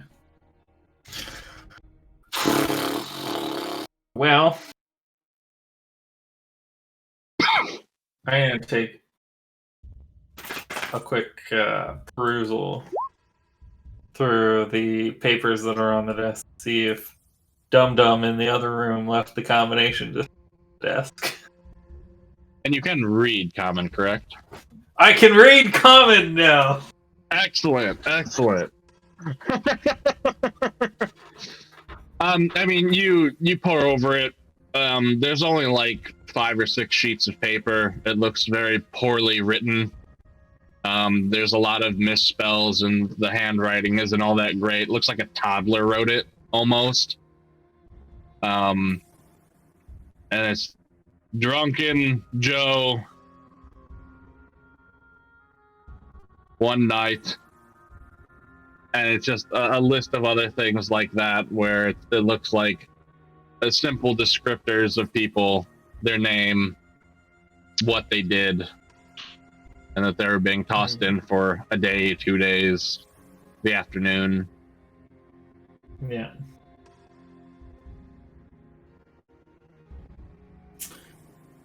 I mean, I'll look through. I assume desk. I'll look through the drawers too. You look through the drawers, you find a half-rotten apple in one of them, a dagger in another, and in the bottom one, what looks like it's tucked away behind a stack of empty papers, a crocheting kit and yarn and a halfly crocheted something. It's not very well made. But you can see what looks like the vague outline of a heart. And that it was perhaps an attempt at something. Oh boy. Okay, well, yeah, I've never seen a safe like that. So I'm gonna go to the other room and just. I have a few ideas as to what it might be. I have gone into a number of old, forgotten buildings throughout the landscape. And wherever the dwarves, it seems, used to be, things of this make follow. Okay. Well, before I go rifle through the dead guy's pockets, a scrap of the code, perhaps. I've already gone through his person. He had nothing of use. Nothing in use? Okay. I'll take another look. Unless, for your rescue, here. He hands you a purple. Oh, Half of what I thank you. found on the man. Thank you, sir. Very kind. There's only what's right. Yeah.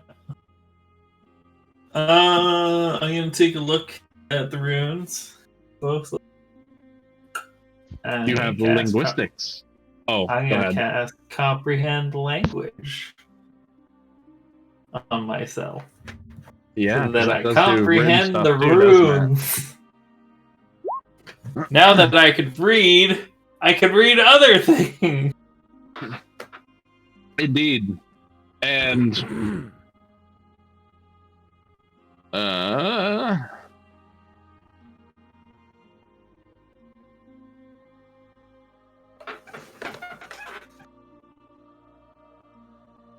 one moment.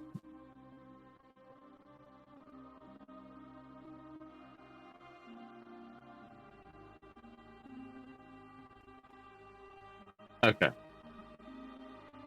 So you do comprehend now what is on the runes, and it appears to be, one sec, change all of that to GM. Okay.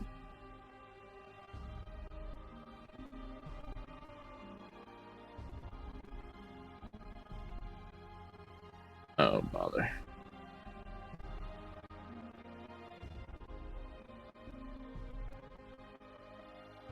Sorry, one moment. No problem.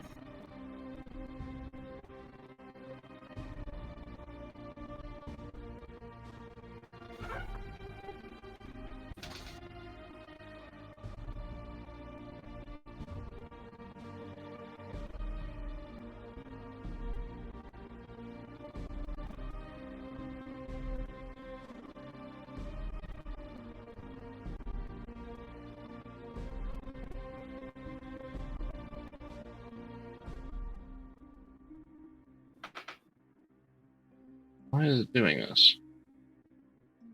Roll 20. Stop it.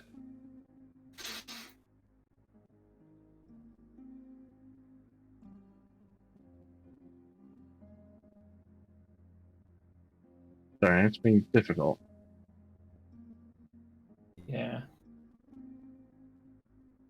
As it is wont to do recently. Yeah. Too many people are playing D&D.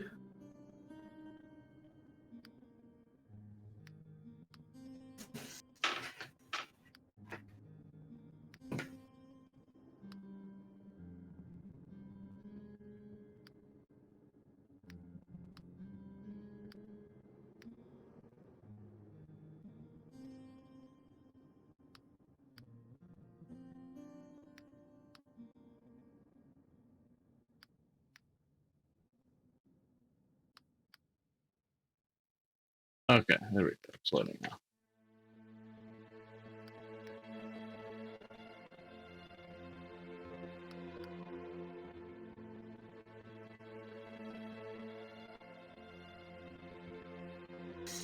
Hey.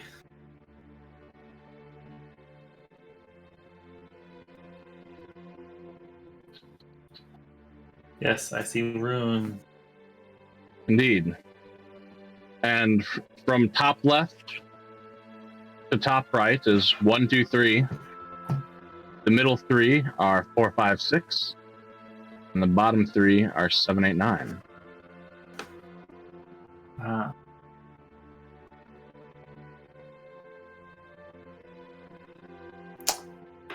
We need some kind of number.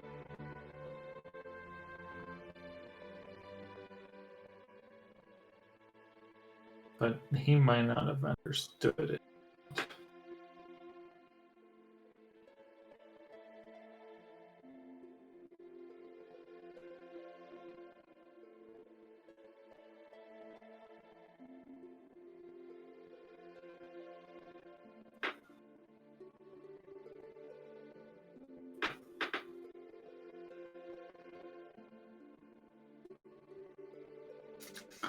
I'm gonna punch in 1, 2, 3.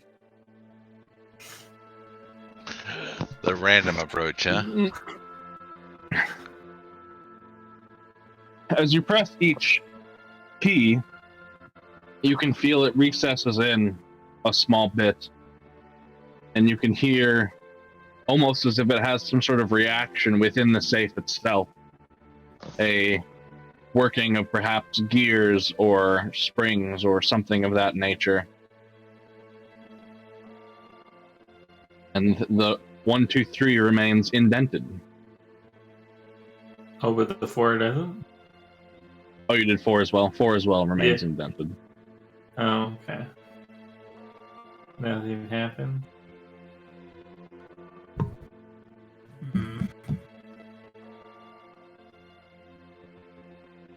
5, 6, 7, 8, 9. you indent the rest of them, and as you indent the last one, they all slide back out to their original place. Alright, guys.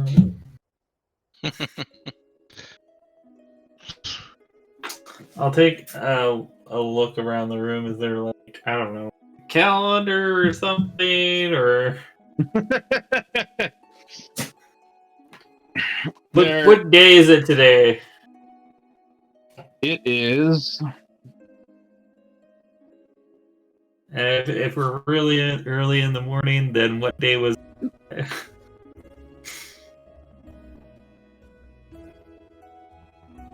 It is. Yeah, I guess technically it's rolled over probably at this point into the next day. It is the 11th of Saya.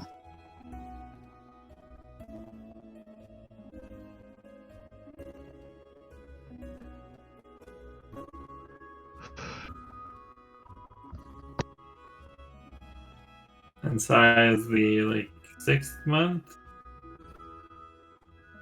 It is the 2, 3, 4, 5. Yes.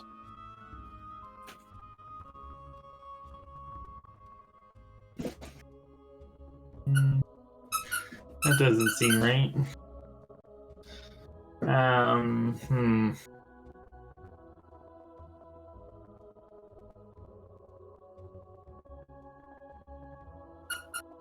gonna go to that drawer that had the heart with the little crochet hook, and I'm gonna pull that out. Is there any, like, names on it or anything, or numbers? No, it looks like the heart had just been finished, although it is awkward and crooked, and it's got defects in it, and then like 3 or 4 of the lines above it have been crocheted.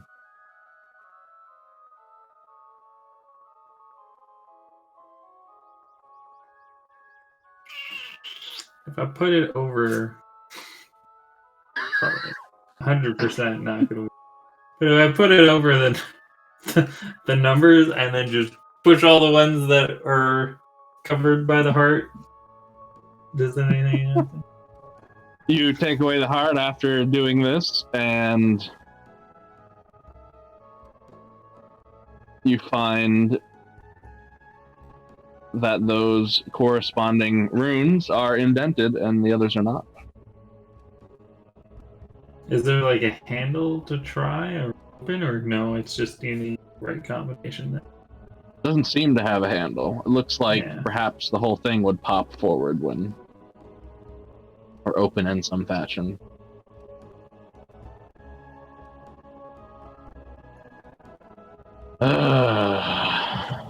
Perhaps I shouldn't have killed that man. Yeah. I was Probably just should have pissed. tortured him for the code.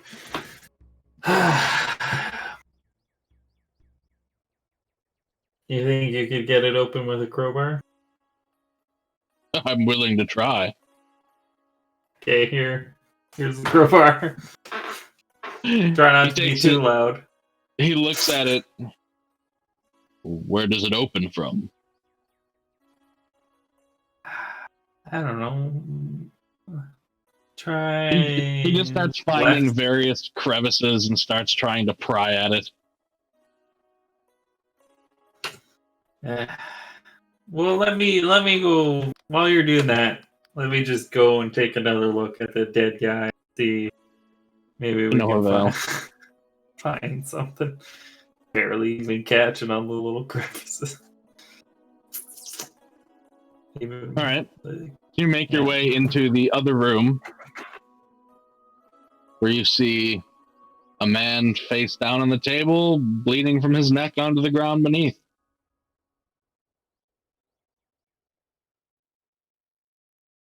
The whole underside of his shirt covered in blood. Does this table have any drawers?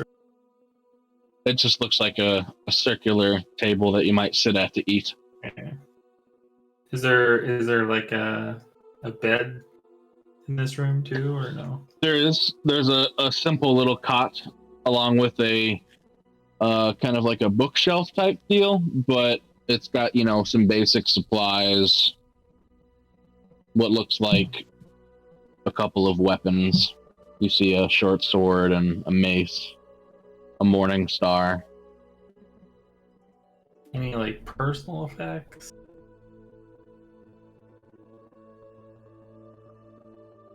See a bag, a backpack. Let's rifle through that. All right. You rifle through it, and you find a notebook Excellent. among what looks like basic, a couple of rations and a change of clothes, another Take the dagger. rations. There's 3 of them. Mine now.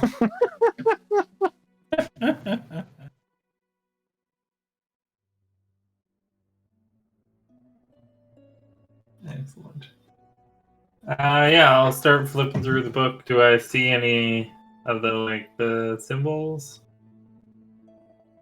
You flip through the book, and it seems that this is likely the dead man's book, as it seems like his own little personal journal that he keeps. Near the beginning of the journal, which, as you're browsing, skimming the pages, you see it speaking about, being sick of farming, being sick of working with his parents and everything. It seems he grows uneasy with this, but he's got the sweets for the next door neighbor's daughter. And shortly after, it goes on some musings and daydreams and daily life events throughout. After a while, it says, Lord Holden has hired me. I am to man the barracks and guard the rabble-rousers of the town. This will surely pay well, especially if I take some of their coin on the side. With this, I can afford my own life. I can finally save up and get that ring I've been wanting to get her. A few other pages deeper,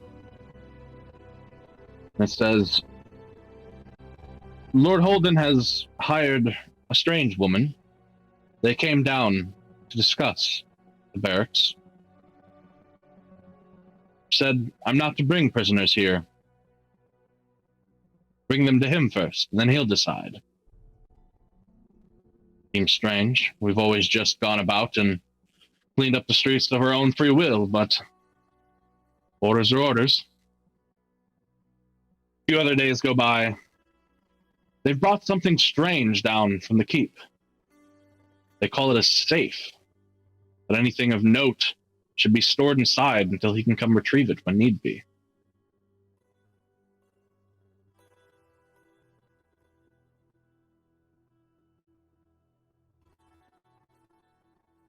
A few more days go by.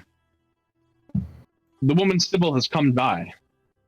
She's opened the safe. I don't know how.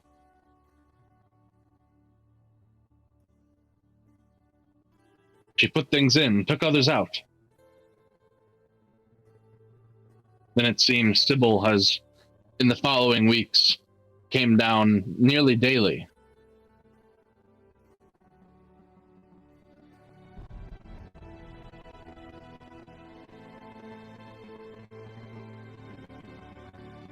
And then there's the last entry. I finally got enough. I can't wait to go by the shop tomorrow.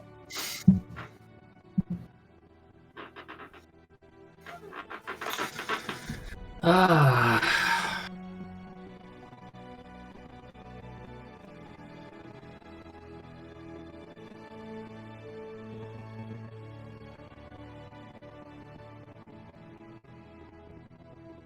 Well, I mean,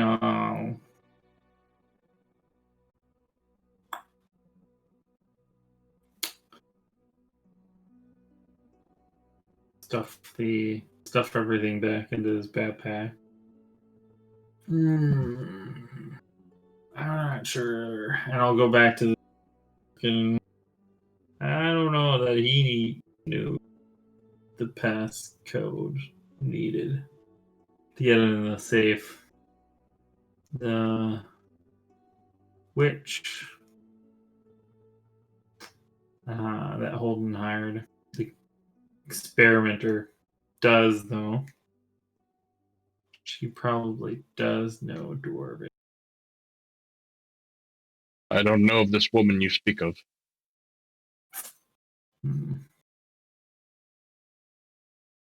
But there are things How do you in know that your safe. stuff's in there? Like, I suppose I don't. I just assumed. I didn't find it elsewhere here. I had armor, which I doubt would fit in that. A great sword, handful of other things, and a couple of things very dear and important to me. Things I need.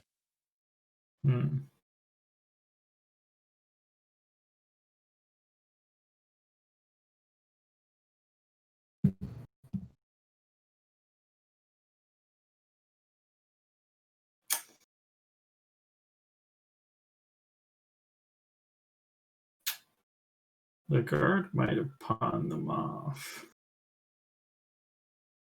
Perhaps. I'll have to check the shops. Although, I suppose I can't just go about town as I want now, can I? No. I mean, you should get out of town before the sun comes up. You want me to? I can try and find your things for you. There's, I don't know, do we?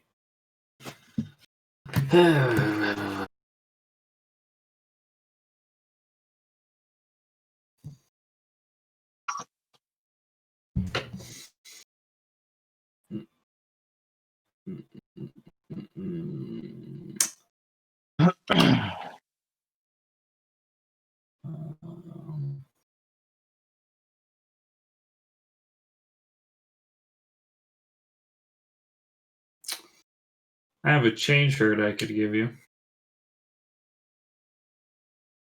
That would be a good start. Until then, I can use this. And he holds up the Morning Star from the other room. Yeah. Unless was But the I'm not guard leaving wearing- town without my things. I'll tear this whole goddamn place down if I have to. I mean,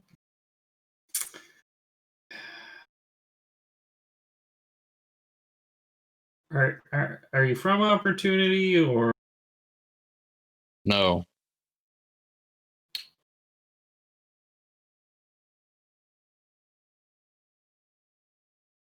I'm from Kilterm, town called Thalum.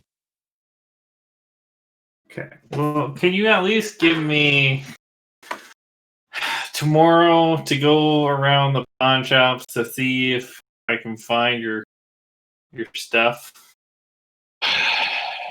Make a diplomacy. Or your perform, I suppose.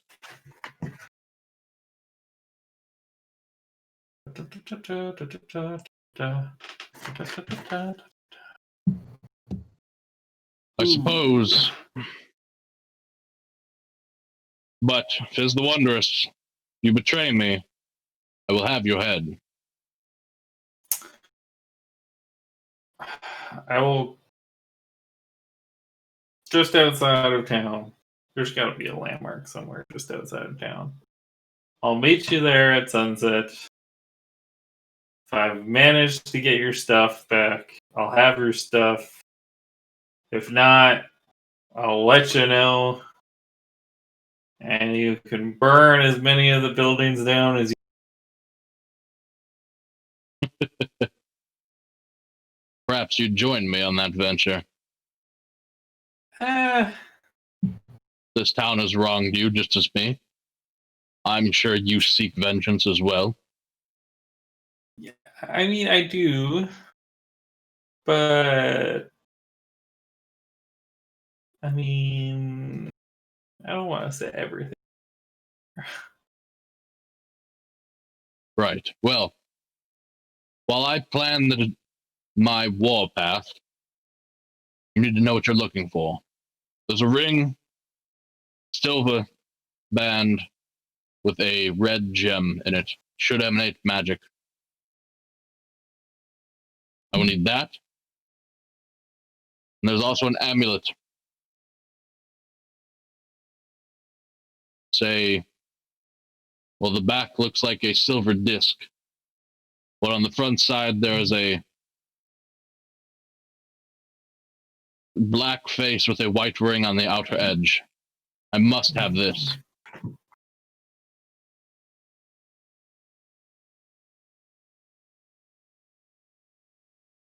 And while my armor and weapon would be nice to have as well, I doubt those are being at the shop.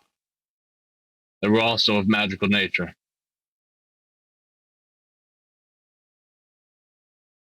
This woman, or whoever you speak of, got a hold of it. Say she's a researcher. They might have it themselves, but Okay, like if you really think that the researcher, then well, that's what you let's said. pay The her. turtle said. Well, I mean, I don't think your stuff's in the safe. 'Cause I certainly didn't see any magic there. And if you're telling me that all your items or most of them have magic in them, then yeah, she's gonna be probably the one. All but the amulet. I had But other the things, but they amulet. were meaningless in comparison. Okay. Well, let's do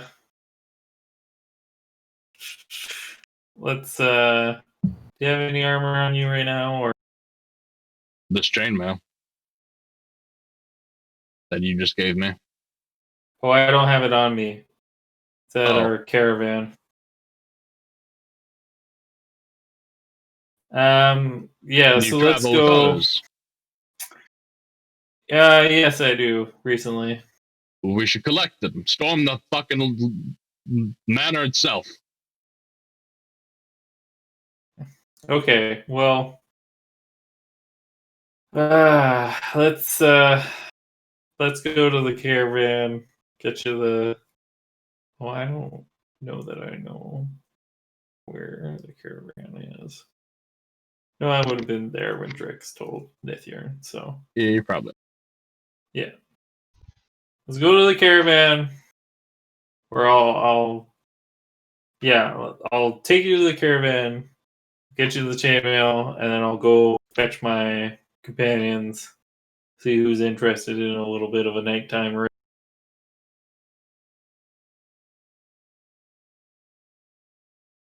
But I mean, we gotta try and keep things low key. So I don't know how many we'd bring in tow. Perhaps the wizard could help us, or maybe Raoul or Ithir. I don't know. Well, let us go then. Yep.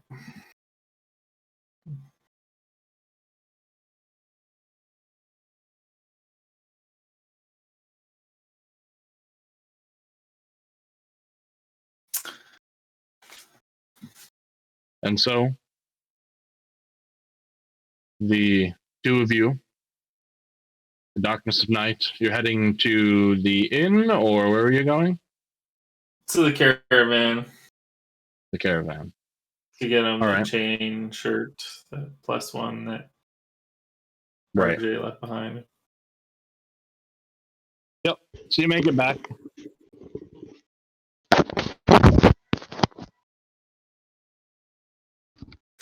And you find the chain shirt. Go ahead. Yeah. Yeah, I'll hand it to him and just say, so lay low here for a bit while I go fetch the others. They're staying at the inn, so it Understood. might not be a good thing. And then I'll head back towards the inn and again start into an alley when I don't see anybody. As you go to leave, he says, I'll wait till tomorrow at sundown. Oh, you don't wanna raid tonight? I mean, I'm willing I to guess do we could whatever, raid but tomorrow. I mean, it would be better tomorrow. We could be more prepared. all Be I'm ready to saying is leave. by sundown tomorrow, you haven't been able to help. I'll go do it myself. How about we raid at darkness tomorrow? When it's dark tomorrow. We'll help you raid. Because I guarantee you that probably, except maybe the amulet, is all your stuff's in the Holden Keep. Well, we shall see.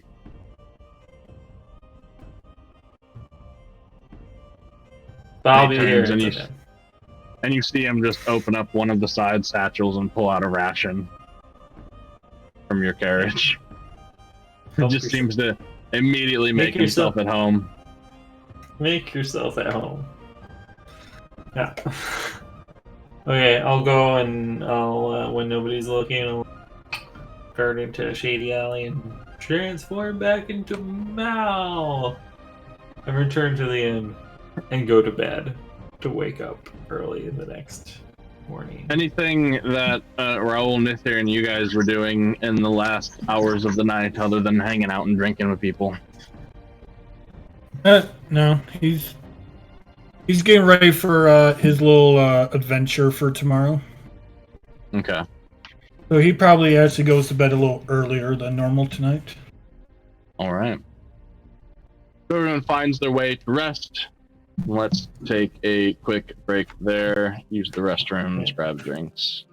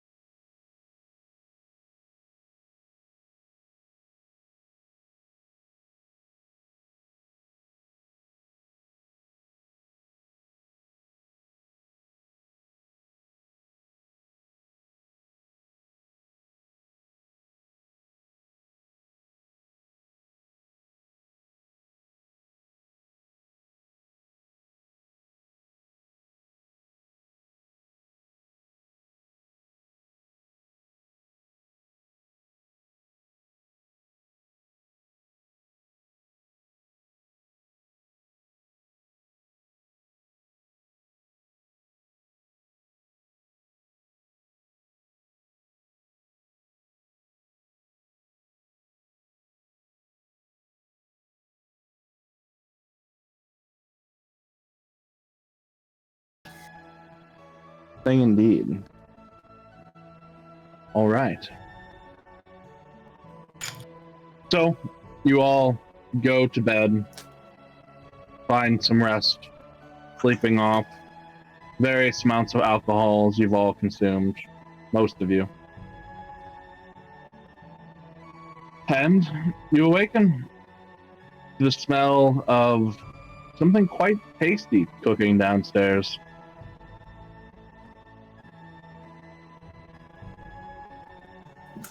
I'll go downstairs for some breakfast and keep an eye out when Raoul and Nithurn and Wizard.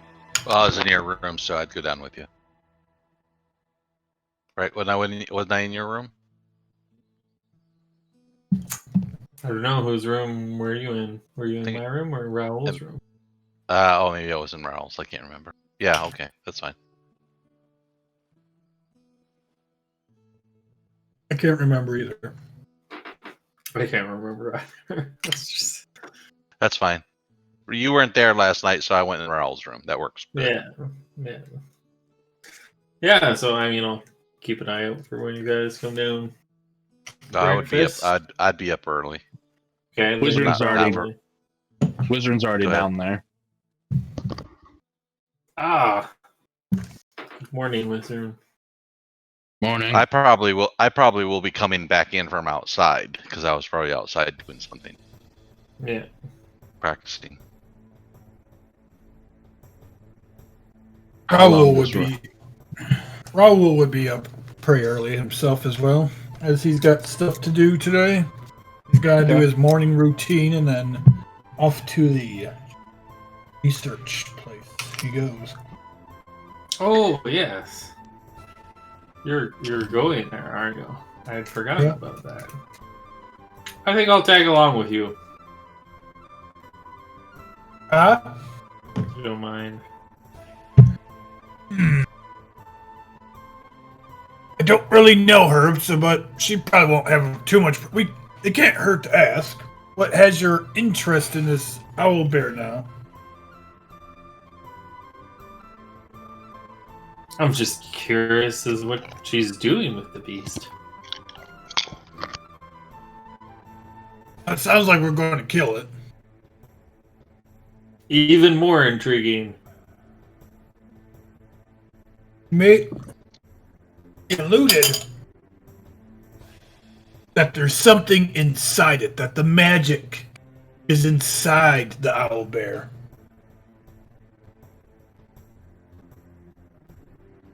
That's what I was thinking the whole time myself. That's why the poop was tainted in it. I sign. You're not going to play with its poop again, are you? No, I've been done with its poop for weeks, but if the shard is inside the owl bear, it would make sense that its poop was infected.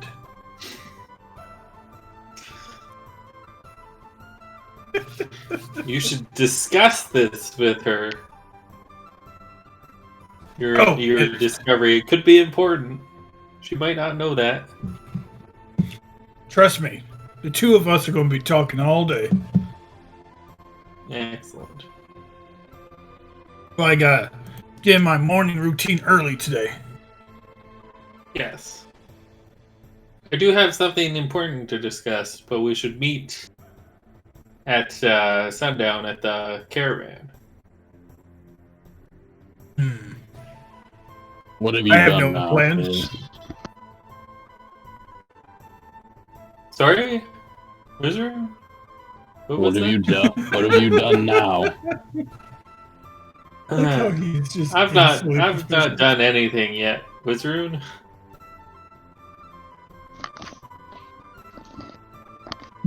Then you're planning to do something.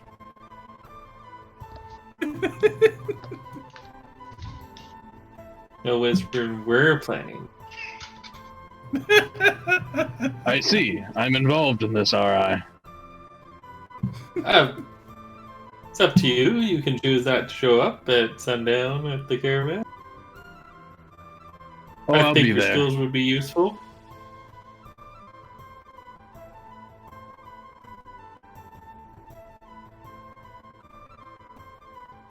Excellent.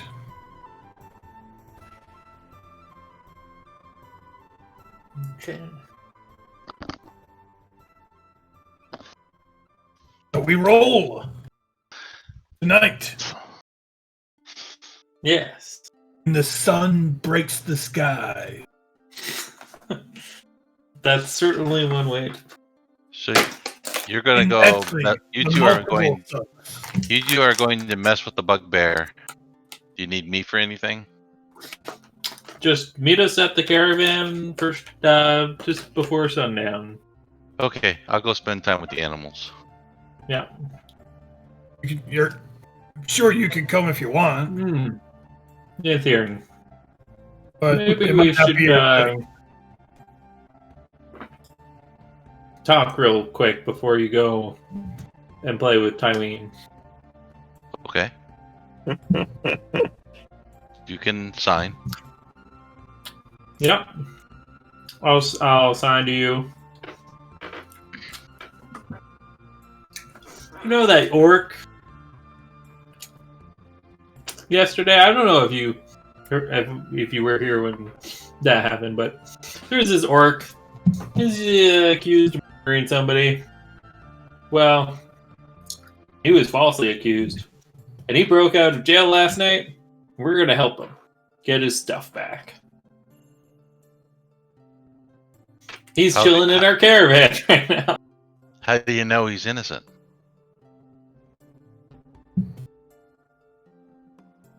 I trust him. He didn't kill me. That's good evidence. Okay. And he knows I'm Fizz. Oh. And still didn't kill you. Yeah. Alright. Well, I trust your judgment. He's at the caravan now? Yeah. We are. What's at the caravan? Raoul doesn't know sign language yet, so he's just like. Well, that's like all. This is all sign language between us, so it's just words you picked up. Bravo, I'm just telling Nither to meet us at the caravan. Ah, all right, makes sense. Okay. I assume I've seen caravan sign enough times. I know that one. Okay. So I picked that one out. Okay. I'll see you there then. Yeah.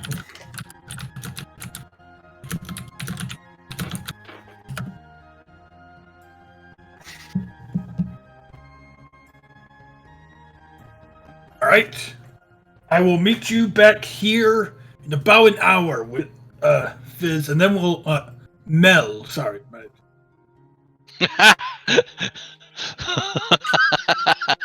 Did he mess up, or was that just you? No, he wouldn't have messed up. Oh, okay. Darn. Well, I have to do my morning exercise. Have to keep your mind and body in shape. Strong body, strong mind. Should have got up earlier. I would have worked out with you. Or I can do it again now. Let's go. I swear you sleep for See if like you can no keep time up. whatsoever. See if you can keep up. I can keep up. It's just you All do right. things I'm not used to. Well, you do your thing, and I'll do what you do. How's that? Excellent. So he plans on literally just like walking outside of the tavern. Maybe like, is it like the tavern like by itself, or is it like by other buildings? Explain the outside a little bit. You step out of the door of the tavern. To your left, there's another building on the corner, and then it crosses the like main intersection of town.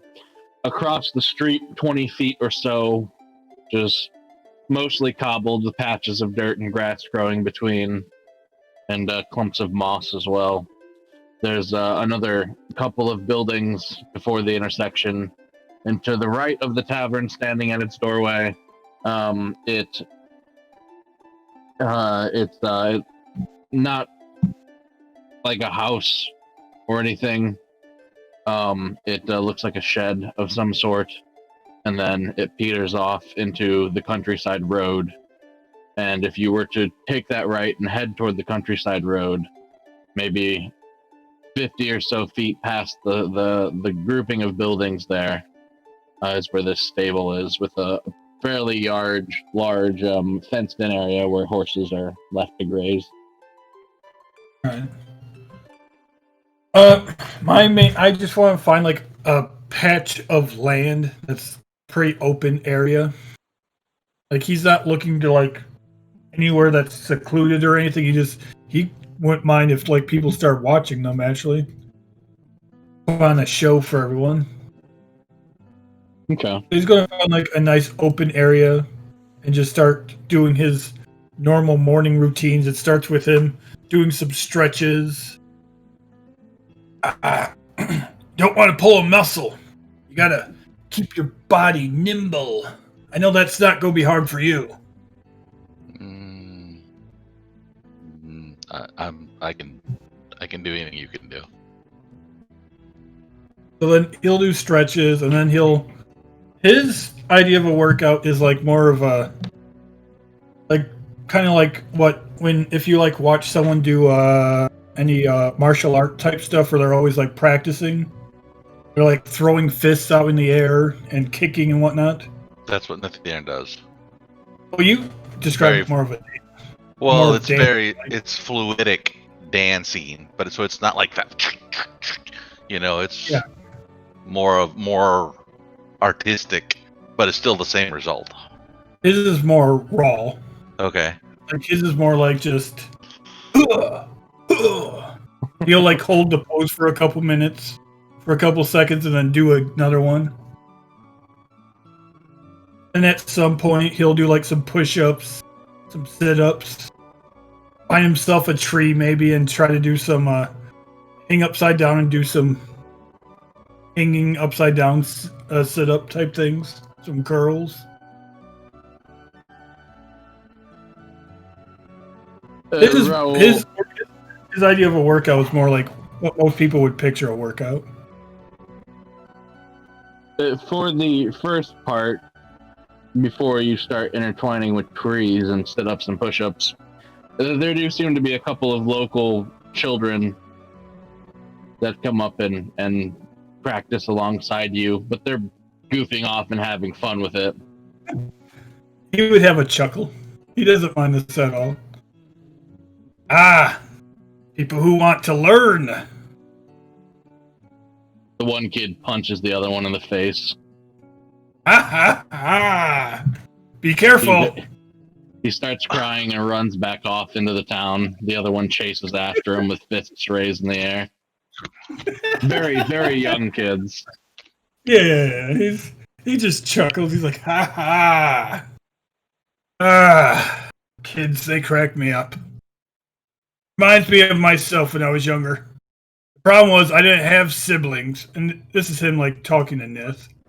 Problem is I didn't have siblings when I was younger, so if I got like that, I would try to do it to my mother, and then she would just kick my ass. I'd do like a little like soft punch against her like knee or something when I was younger, and she would kick me across the room.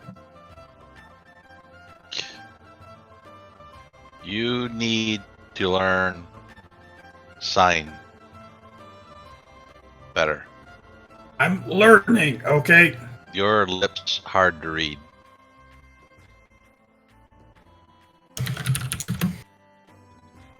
I'm learning, okay? It's something new. I'm used to talking with my lips and tongue and voice. I'm not used to the sign language stuff. I'm picking up some things. I knew Caravan. Well, your face hard to read.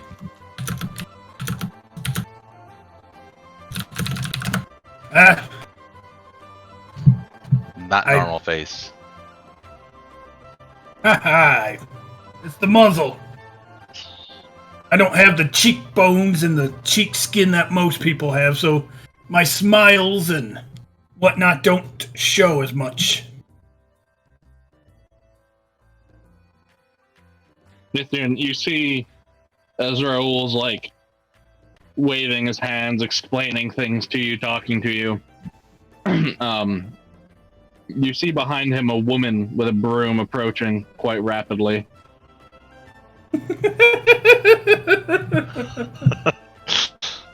If she takes a swing, I'll block it. I'll catch it. Ah, another admirer. She does just that. As she gets up close, Raoul, you're still mid-sentence, and this broom just comes down at him. Hey! I'll catch it. What's wrong? Who do you think you are, teaching my children to beat each other up? What do you think you're doing out here in the middle of the freaking town? I'm doing my morning activities. Well, do it Working elsewhere, out. lizard man. You're teaching my children bad habits. I'll just give him a kick. I'll give you a kick. She goes to like kick you in the leg. It doesn't hurt, but Yeah, I know. It's what my mother used to do when I got a little rowdy.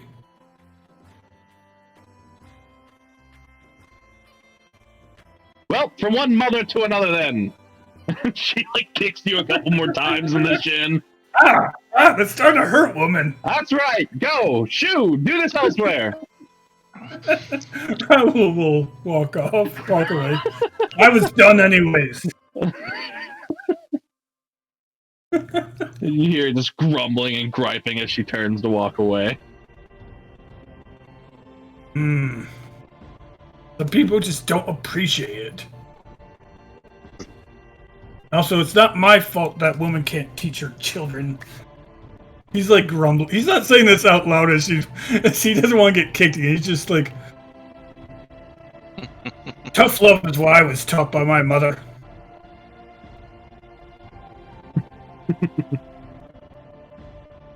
You see Then her he'd walk standing back. as you're No, walking go. back up, you see her standing in a stoop, just arms crossed, staring you down from across the road. I go back in the tavern. Okay. And her eyes remind me of my mother's. And then after that, I will get myself some breakfast because I want to work out where you eat. And I'm off to the caravan when we're done with that. While I don't go Nitin- back into the bar. I'll just veer off and head. Before you guys get done with training, Fizz, are you just kind of there in the tavern for a few more moments when they get up to go train?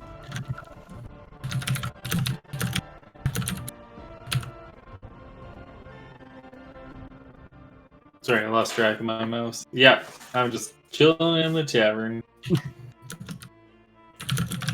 Wizard's just giving you this look. He's the only other one left at the table with you. He says, so, you know I've learned the sign language as well, right?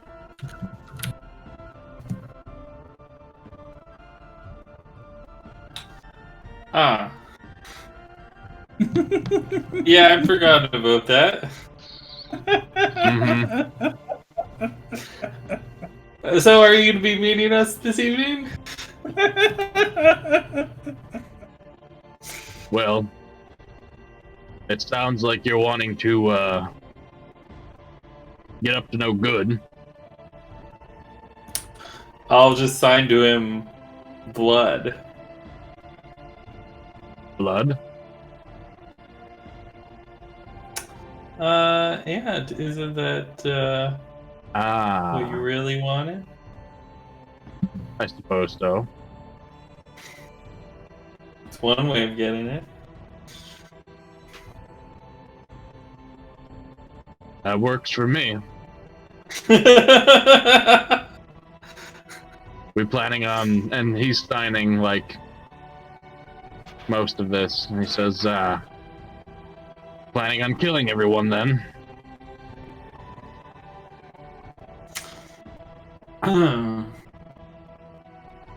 I'll sign back. I mean, at the very least, that mage might meet an untimely end.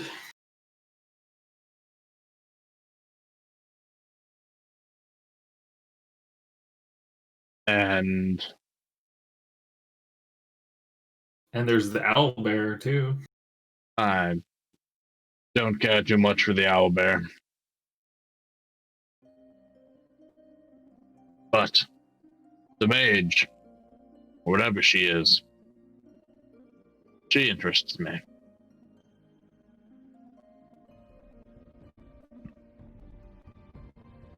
I don't need her dead for her blood.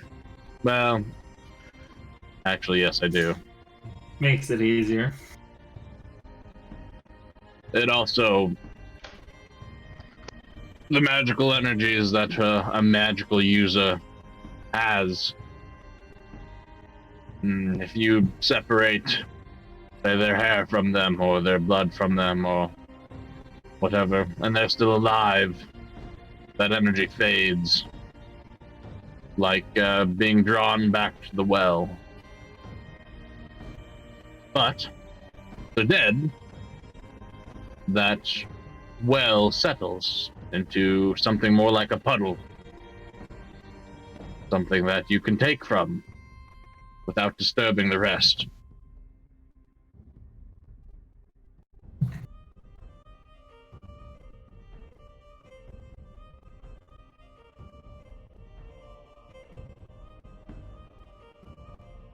I do find it interesting you're suddenly willing to kill people for what?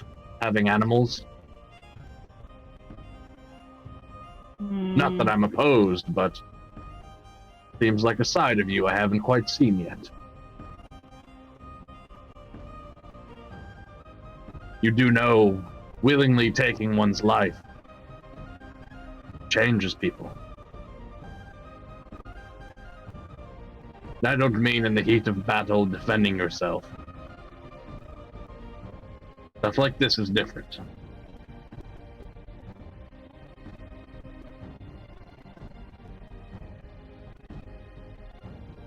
I suppose.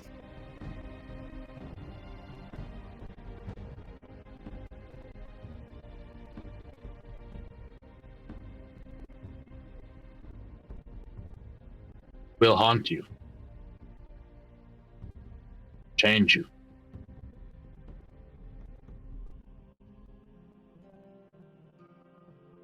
Not that I'm trying to talk you out of it, because I agree, but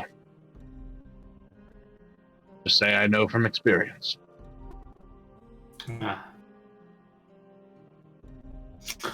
Oh, now that I remember,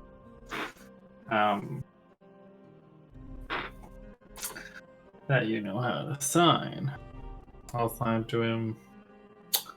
He had a amulet. Sounded similar to your little secret.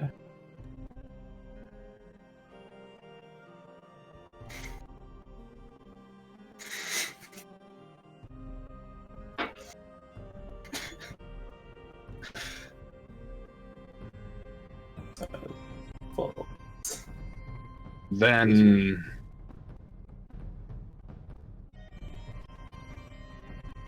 what I will say is we should proceed with extreme caution.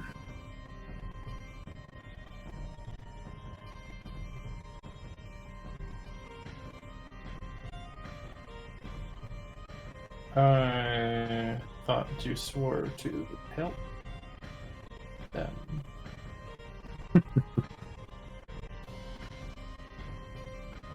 Once upon a time, and kind of.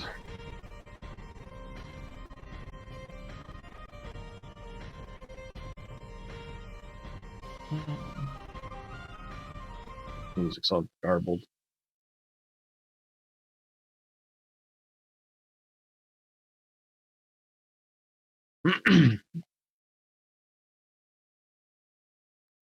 Reroll 20 sounds.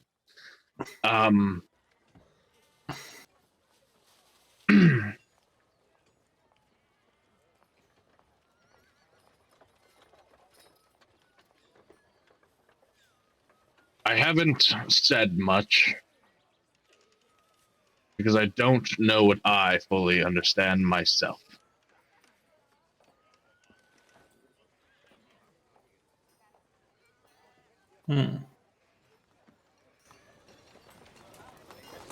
I know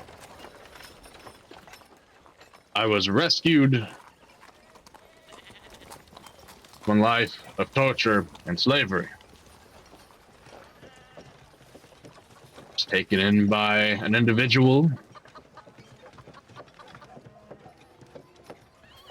who gave me something more. Helped me understand the power that my bloodline contained within. My magic. And then he sent me to die at that tower.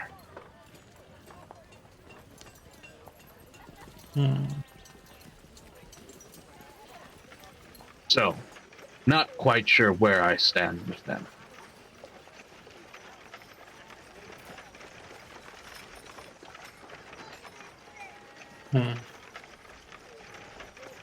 They were willing to sacrifice me to get a message delivered. Whoever this person is almost certainly has a goal.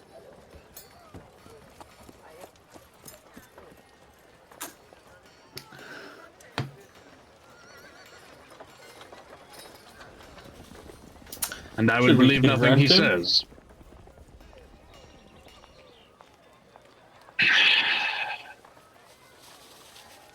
You had confronted me when we first met, I simply would have left. Avoided the whole confrontation. I don't know this man, I don't know what he's like, but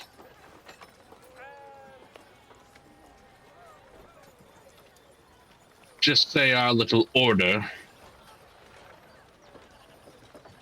doesn't take too kindly to having its secrets known, or even its existence.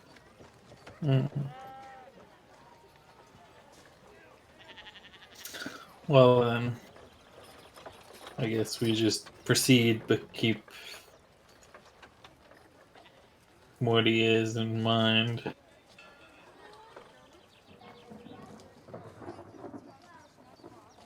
For now, at least, I think his goal is to find power. And hopefully, he doesn't know who I am.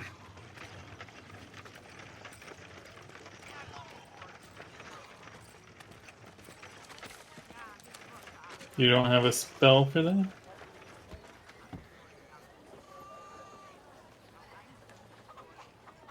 Let me look.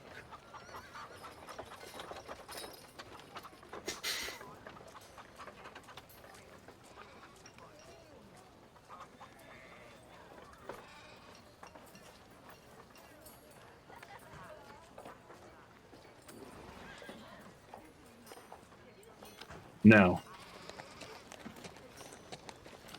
That is not something that I've felt I've needed to study, the ability to change my form or face.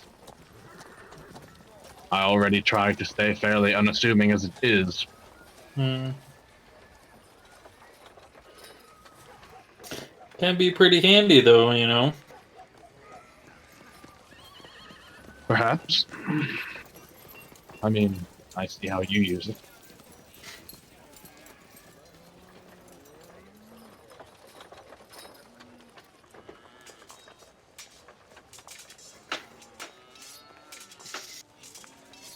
Well, I think Raoul's almost done his preparation. Hopefully I'll see you this evening. Oh, you will. Perhaps even I can get more information out of him myself, without raising his alarm.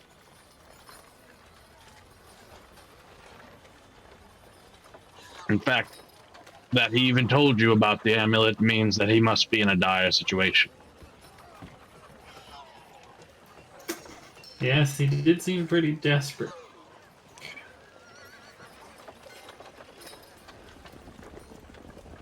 or it's part of his lie.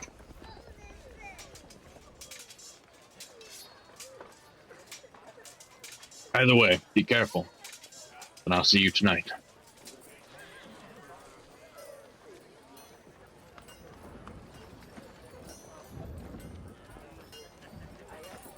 And he gets up and leaves to the upstairs floor.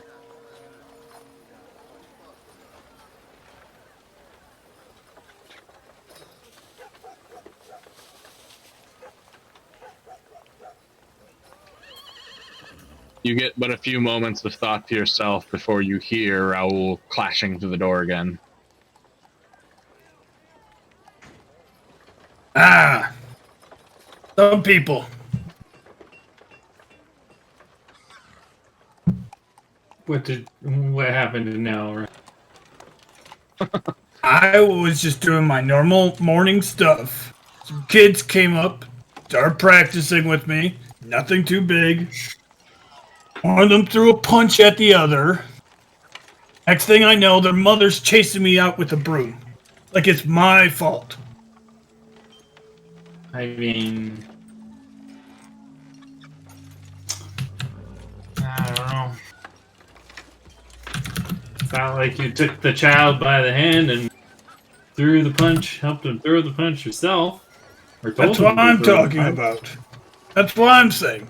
I even told her that if she was a good mother, they'd know how to not to fight like that. Yeah. Exactly what you tell a mom. If you were a Yep. good mom. Well, he, Sounds like a Like terrible it. parent to me. I know, I love it. if anything, this shows how awkwardly social he can be at times.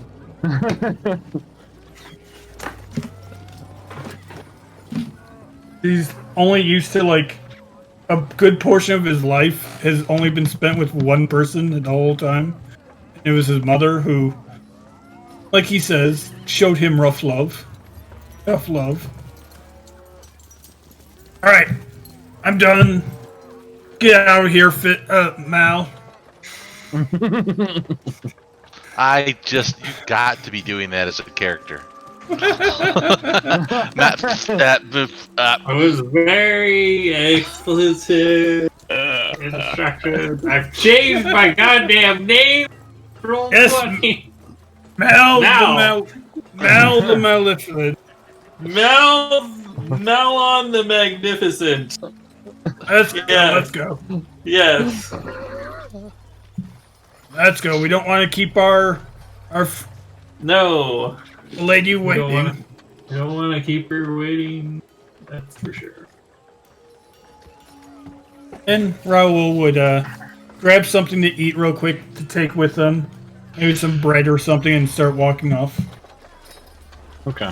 I'll just eat one of the rations I took off the dead guy. As he assumes that like the food comes with the room. Some of it does, yeah. It does cover. That's partially why it was so expensive. It covers the morning meals after. Then I would have just whatever was free while I was there. Waiting Okay. for discussing with Wizard. Keep those dead guy rations for later. Tasty. And so, as the two of you head off toward the fort, Nithyan, you arrive at the stable.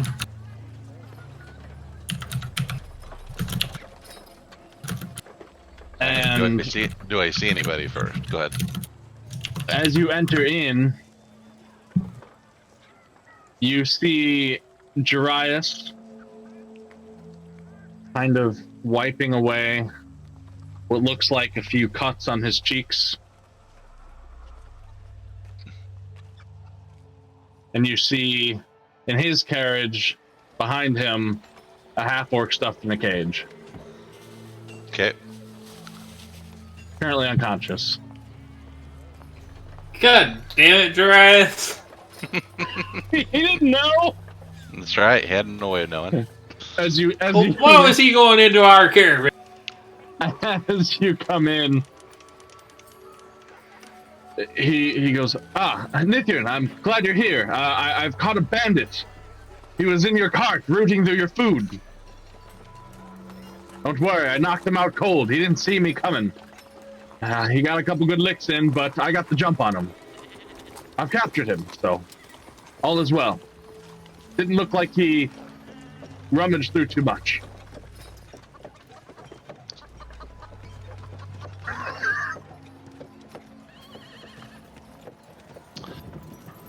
She points at him. To him first. Him. You go. Yes, we're friends. Uh-huh.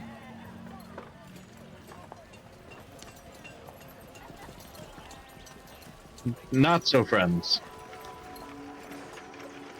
Friends. You know She what would be, how would she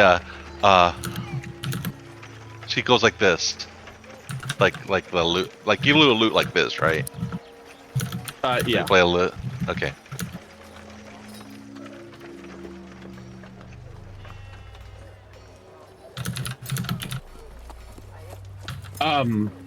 Lute, instrument, Fizz. Or Mal, sorry. Mal. I even said it wrong. He doesn't even know Fizz. Mal, yes? Him and Mal know each other. Ah. I see. Perhaps he should have left a note. Well, I wouldn't have been able to read it. Well... No, I didn't kill him. No, he's not dead. I wouldn't just kill some random person. Not a murderer.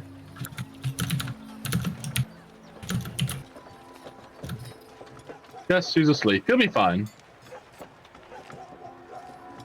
Might be out for a few hours, but I may have whacked him a couple times once he was already down. She points to him again. Yeah. I can't see your hands on screen. At the caravan. Food? Let him out. Sleep. You want to put him in a bed. She points at him again. Yes, me. You want me to sleep? Here. You want me to cover him up? She points at where the suns are at. Yes. Motions At as if they sunset. all. And she points to him. Yes. At the sunset, caravan. the man, caravan. No. Here. Point to him. Him. I point to him again. Who's him? Dryas? I take him by the hand. Yes. Put his hand on the caravan. Yes. You want me to stay here till sunset? I can do that. She bows. We're gonna have to figure something out, Nithyan, for when your companions aren't around. She pulls out like this. She goes.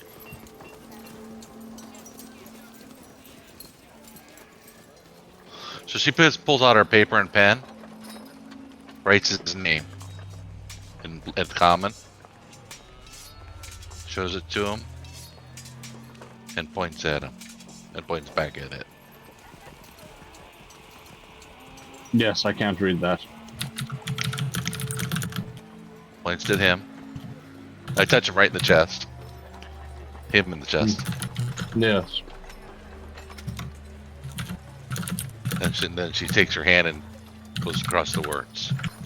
And points in the chest again.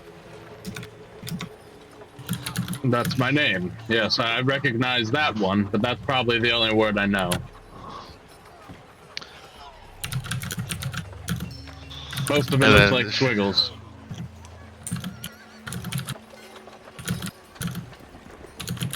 And she takes another piece of paper and writes out the alphabet. And then pulls it out and hands it to him. Yes, I've seen this before.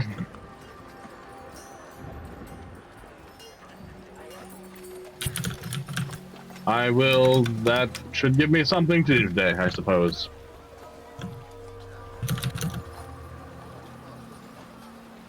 And then she goes, and she's gonna just wander off and start messing with the animals. Okay. Charades for the night. Charades Yep. for the night. Still is a problem sometimes. It's not within your own party for the most part now. Yep, no worries. It was good. So, Raoul and Mal, the two of you, make your way up to the keep. And you get to the... anything along the way?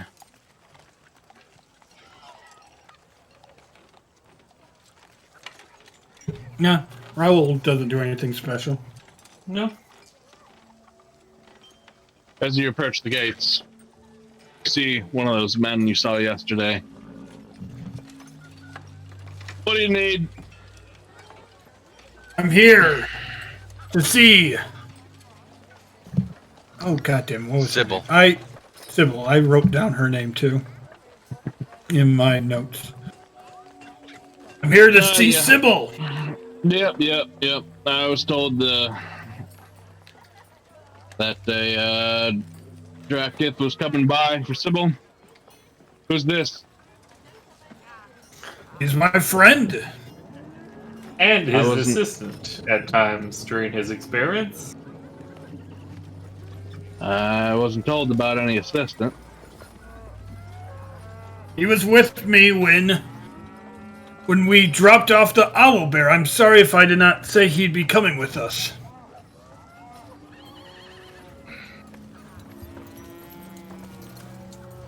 What do you assist him with? His experiments? He collects the most important data and research for me. Because my hands are just too good for this stuff. I takes write his- down. No. Don't flatter yourself. He takes care of the most difficult things. Heck, the other day he had his hands fistful of bird poop. Owlbear poop, actually. Damn it. Right. Well, I don't know what kind of researchers you are, but that sounds weird. Just go inside. He wanted to tell him like the most craziest shit, hoping that would make him uninterested. That was harder than I thought it would be. Come, Mal, my assistant. Go ahead to the front door. The servant there will fetch Sybil for you. Thank you. I will walk over to where they told me to go and wait. So you head across the meager courtyard as the gate shuts behind you. You walk up to the front steps, where you see a familiar, older-looking gentleman. As you recognize this man yet again, and he says, yes, hello. I was told to be expecting the two of you. Or you, he says.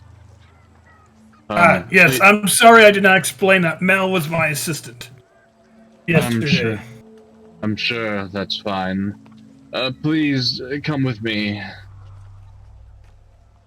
She's waiting for you. Thank you. And he leads you into the manor. And in the foyer, you can see it almost immediately opens up into kind of a larger sitting area. You can see a staircase in the back that leads up. to a second floor. And there's a couple of other doors that lead to side chambers or rooms. He takes you through the sitting room and into the right room, where it looks like it's some meager attempt at a study. There's like 4 books on a mostly empty bookshelf, handfuls of paper on a circular table, and Sybil sitting there scratching away at some of the papers.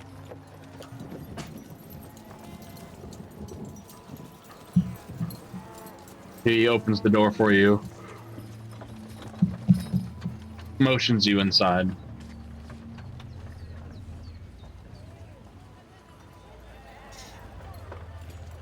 Clarkson.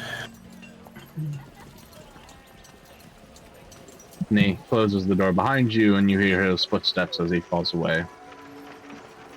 And at first, Sybil doesn't say anything. She doesn't even look at the paper. She's just furiously scribbling away at it.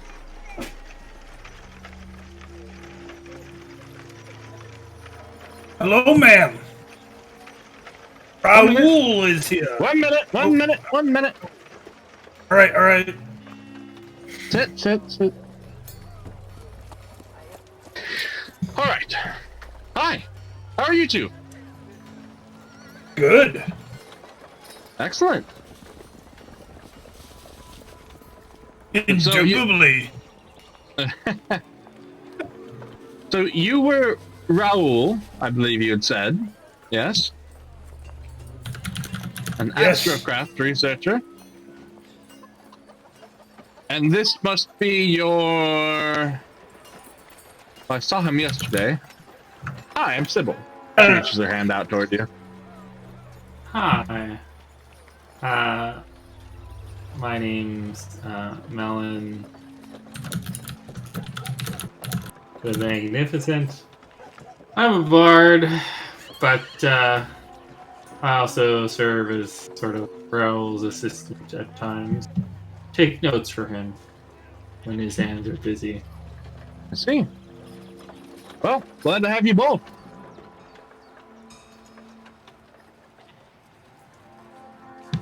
So how's tell your me. morning been going? Oh, it's been fantastic. Woke up, nice, bright, sunny day, cool airs, little morning tea, and here I am at work. So, what did you figure out about the beast? I'm curious, another perspective. It's very uncommon to come across an astrocrafter. Well, so I don't know if you know this about Dracus, but we're very sensitive to astro shard, the shards themselves. Well, I've heard. One of the reasons I wanted to work with you. So at first, I didn't know what was making make my senses go off until I was able to pinpoint it at the owlbear itself. Now, Yes. because my senses were going off without me even needing to, for me to focus, the energy that's resonating from this owlbear is the same as either a green, a blue, or a cyan astral shard. Astral shard. Other things I learned was its poop also had traces of its of the astro shards. Now, after a little bit of time, it went away. Decayed. I'm guessing it needs to stay near the body for a while, because same thing with its feathers. When I get a closer look and the sun hits it just right, the feathers glisten like an astro shard. But if I pluck it out, the glisten goes away. So if you take stuff away from the owlbear, those parts of it loses the essence of the astro shard inside, I'm not 100% sure what's causing it to do this. Well, that kind of makes sense. I mean, if you remove a piece from whatever the source energy is, it makes sense that it would fade away. Unless you know how to, condense that source, extract correctly. Yes. I was hoping maybe that's what we'd be doing today. It is on my list of things to do. Because, sadly, I didn't want to hurt the beast when it was caged up and we were taking it here, because I wasn't sure what you guys would do with it. And Darius was also told me to be careful with it as well. So, my ability to find new information about it was limited as it sat in a cage as we were moving at the same time. Makes sense.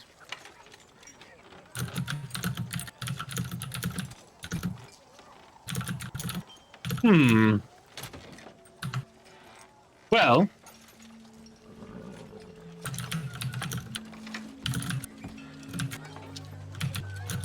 wondering, what is it you hope to gain of this? Knowledge. Really. I find it interesting that a living thing is giving out the same energy as an astro shard. I've never run into this before. Do you know why? Well, I've gotten a hold of the few hybrids that he's brought in before. They're not quite all like this. Most of them are. But it seems any of the offspring aren't. Interesting. I was catching the same thing. The baby one also did not give out any similar energy. I was not interested in that baby whatsoever. Yes, neither am I. Although it still is interesting because the parents seem to have these qualities, I'll call them. You call them emanations. But then the offspring don't, meaning there was some sort of construction of the originals, it seems. I've been trying to figure out how. From what I can understand, it involves some pretty powerful magic. You're thinking that the owl bears that give out the energy are not naturally made. Oh, most certainly not, no. Have you kept one of the babies long enough for it to grow up? And maybe as it matures, the energy starts to show itself. No, I haven't kept any of the babies. I mean, they're useful in other ways, too. You see, my specialty as a chemist is to take the unique properties and qualities of creatures and animals and beings and extract those properties. And then, with a little bit of splash of a right few things in the proper setting, I have found ways to carry on those properties, and for one to even, well, pass along these properties. I mean, to yourself. No, to anyone. I can put them in liquid form. Like a potion? Yeah, pretty much. But not derived through magic. Well, not magic in the classical arcane sense. Yes. not much of a arcane.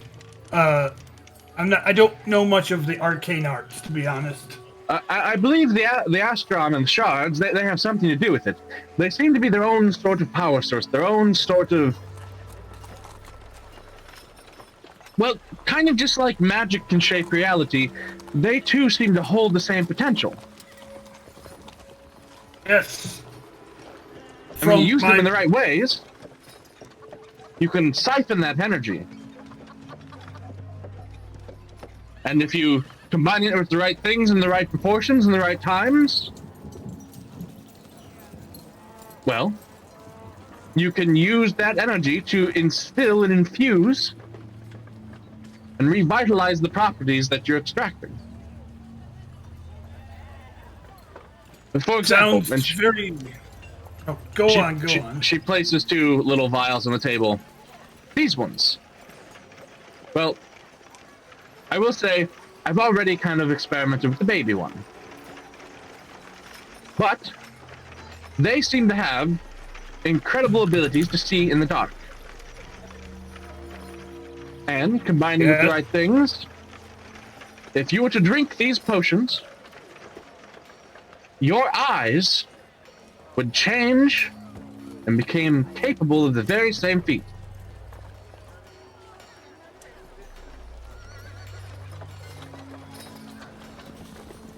And the best part is, unlike arcane magic, which very quickly starts to naturally degrade as the weave of magic, from what I understand it, and the runes and everything, and the source of power that the user inputs, very quickly starts to unravel. These things don't last very long. These are different. If you drink this, that change will be prominent for a month or so.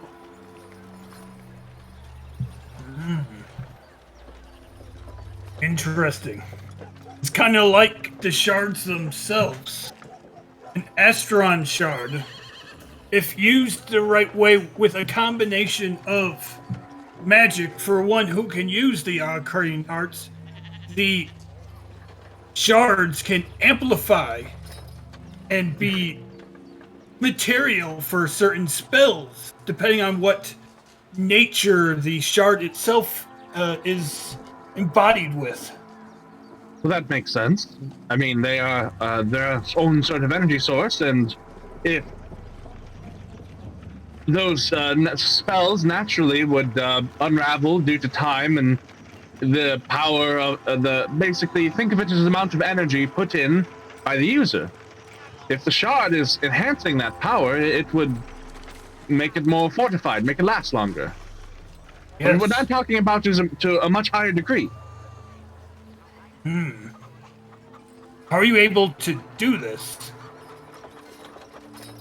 Well, a little bit unsavory, but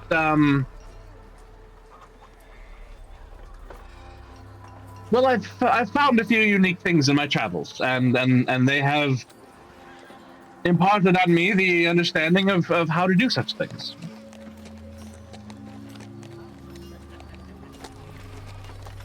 Well, do tell, do show. I'm here to help in any way that I can. Right. Well, then you'll both need to take these. He points to the vials on the table.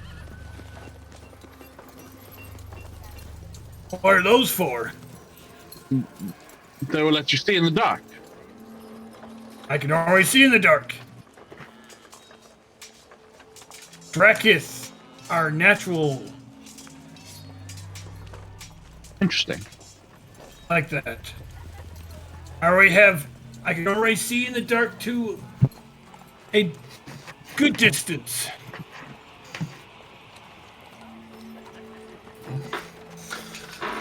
I'm guessing I feel for drinking.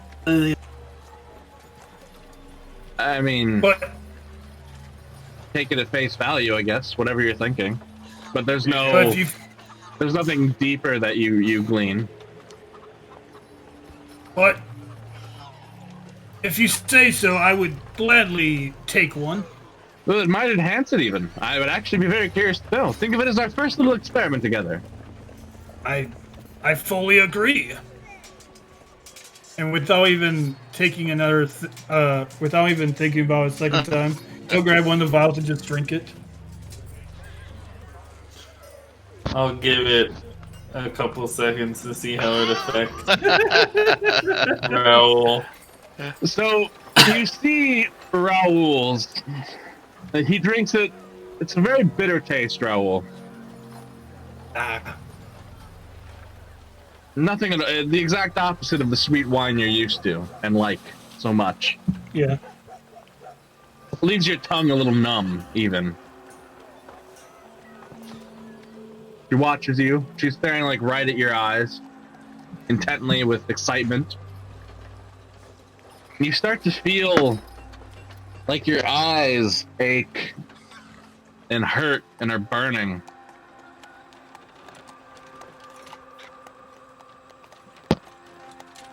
He Fizz, closes his eyes. what you see is there are small little feathers that start to protrude from around his eyes. And a few protrude on his arms. Little ones. And they're not like a thick coat of it either, just sparsely here and there. And as he blinks, as this is taking effect, you see his pupils shift into that more of like a bird's.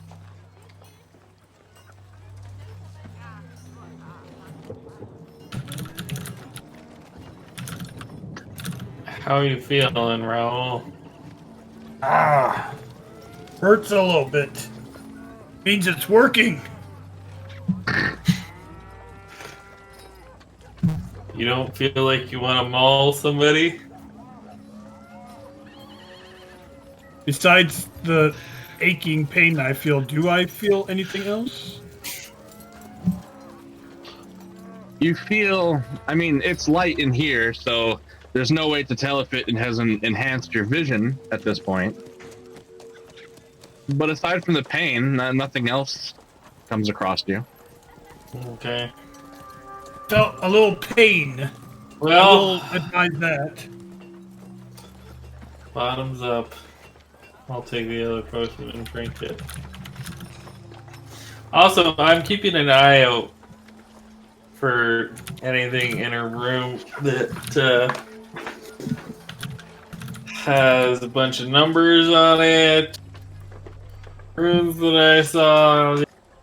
Okay. And, Roll perception. inconspicuously. Magical armor, magical greatsword. I mean, I'm assuming that stuff's pretty obvious. I haven't seen it, so. You do see as she leans forward, and her shirt's a little bit more lower cut. You can see that she wears a chain around her neck. And on the end of the chain, there's a little vial, and there looks to be a scroll of paper rolled up and stuffed inside and corked within. Other than that, you don't see, looking around the room, any sort of magical armor or weapons, or there's a few books on the shelves and the few papers on her desk, none of which you see any of these runes on. But as far as anything paper, that's what you see. Cool. And as you also feel the changes happen, and you can feel the feathers kind of on your arms and around your eyes, kind of like where your eyebrows would be. For you, Fizz,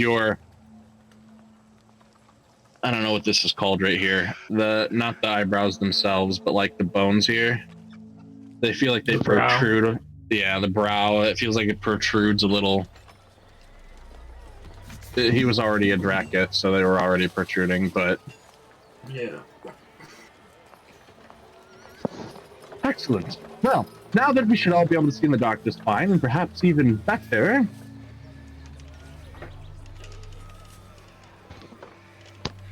let's go do some fun. Yes. And yes, this will last about a month or so. Wasn't quite expecting the physical changes. They look nice though. There's physical changes? They'll go away, though, right? The physical changes. They should. Oh boy. Well, I was hoping those were permanent. You said should. Al, Oh, I guess. sacrificing our bodies for science is half the battle. I guess. I like that attitude.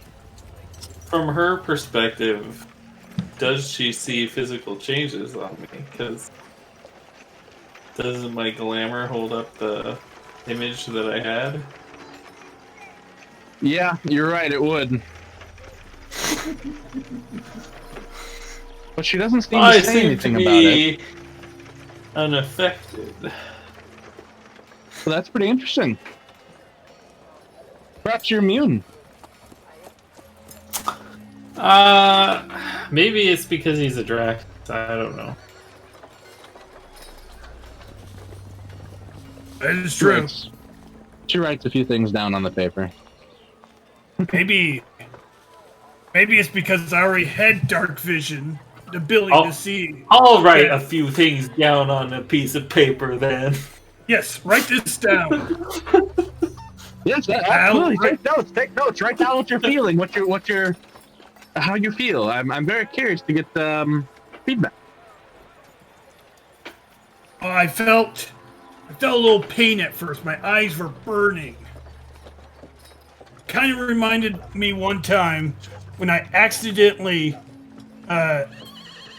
spat some acid, and it ricocheted and got into my eyes.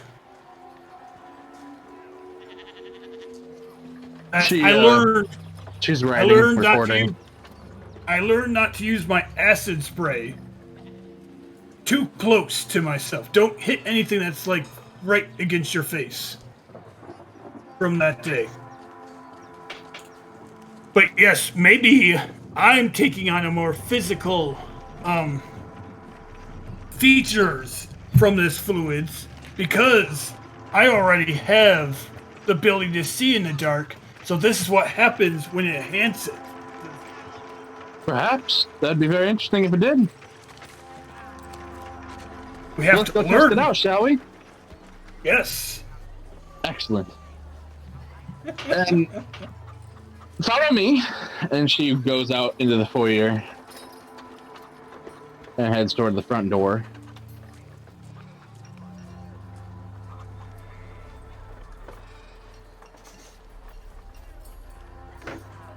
Follow. As you guys follow, and she seems to be walking out back toward that back cellar door. Says, interesting thing about this little keep here that they're rebuilding.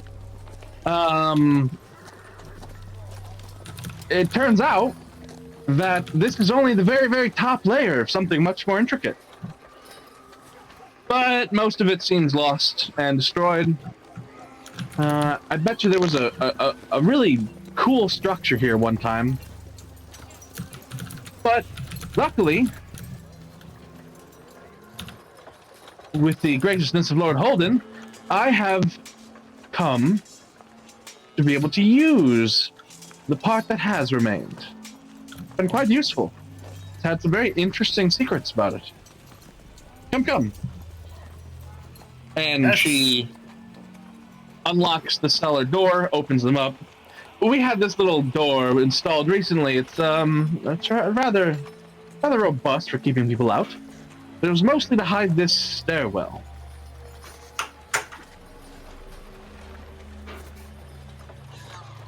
Follow me. And she starts to head down it. I was wanting to ask. Yesterday, You lifted that cage. Like, I barely had to put any strength into it, but we still lifted it together. You must have some wondrous strength. That's some of the benefits of my little tinctures I make. I was able to extract the strength of one of the other creatures that your eyes brought me. I should be strong for quite some time. Write this down, Mal. Yes, yes. I love that. You're instantly a secretary. He And offered. so- I mean, my That's notes are not in the best English. You guys begin to descend the stairwell behind Sybil. It is entirely... There's no light sources in this stairwell, but both of you can see in this darkness just fine. It's all in grayscale and black and white. It's not... The dark vision doesn't have a color aspect to it. Raoul, you... And the stairwell... It's in a downward spiral, but in a square format. So it goes down for a ways, takes a right angle, goes down, another right angle, always curving in on itself. And this stairwell goes down quite a distance. You can see there are a number of other, what looks like used to be tunnels or passages that used to exist that would branch off of some of these landings. But they've collapsed and been blockaded off. Some other more sprawling structure used to exist here. And a couple of things you guys note, or at least Fizz does, because he's seen it before. There are, near the base of the floor of the stairs, little structures and metalworking, similar but different to that of what you saw in Balin's temple. When you activated them, lights lit up the entirety of the walkways. It's very similar to that, but the design is less wavy and flowy and fluid and more structural and rigid and angular. But it's that same gold and silver. I guess they're muted because you can't see the color at the moment, but you can tell they're two different types of metal inlaid in the stonework in these grooves. And as you go down, you travel down for quite some distance, and Fizz or Raoul, your vision definitely seems improved. You can see, not that you can ever see this far in any one given stretch because of the turns, but your dark vision for the time being is now 90 feet.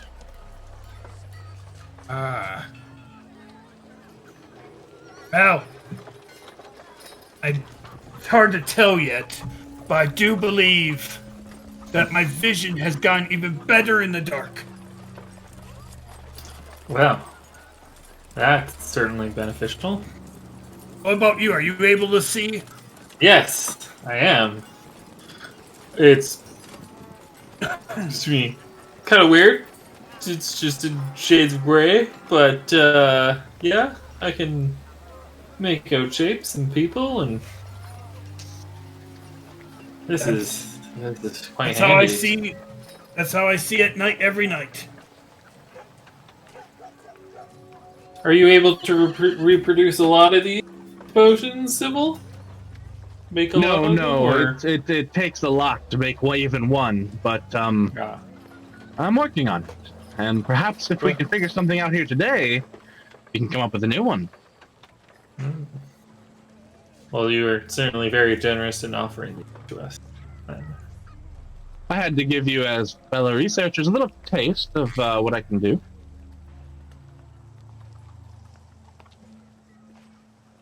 Hopefully you'll do the same.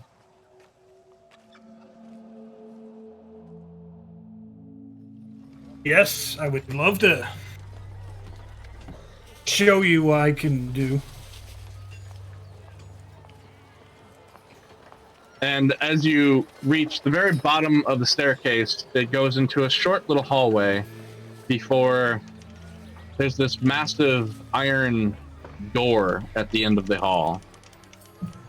Looks thick and heavy, and parts of its construction remind you of that safe is, just the way some of the lines are carved or shaped. She goes up to the door and opens it. As you step to the threshold, you're immediately met with a very dull light that comes from beneath on some of the outskirts of this room, and a dull line of this light that flows through what looks like a long channel of sorts. You see various stonework and massive gears. Why is it not letting me move you guys to this page?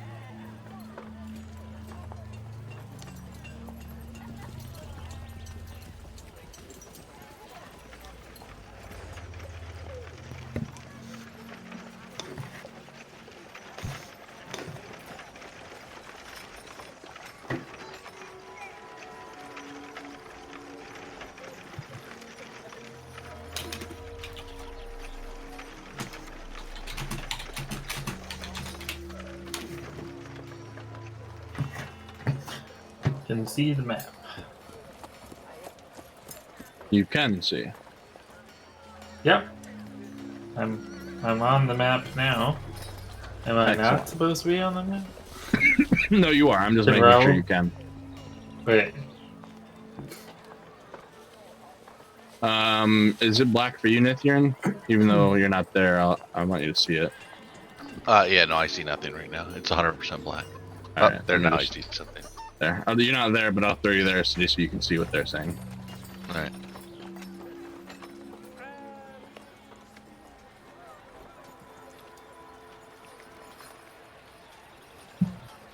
Yeah, Okay. I'm over here. Yeah. Off the map.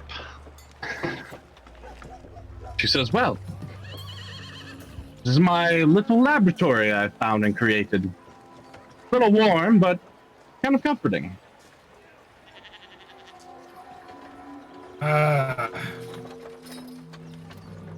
Takes me back home. Be honest. How Yes, so? You see, I was born and raised far west of here in the highlands. My mother found a cave before I was even born. She built a house against the cave, and we were buried deep into the mountain itself, where it was much warm like this.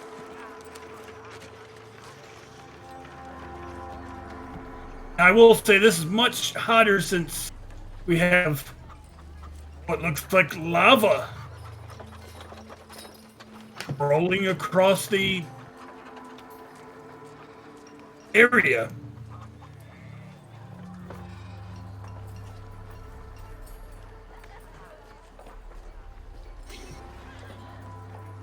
Indeed.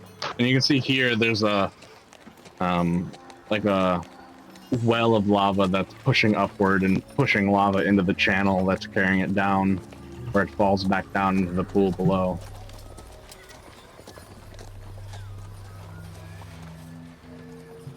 Quite warm. As you guys get up here, you can see she's got a little table set up with various implements and things upon it. You can see the few cages with the creatures within. And she says, well, let's get to some fun, shall we?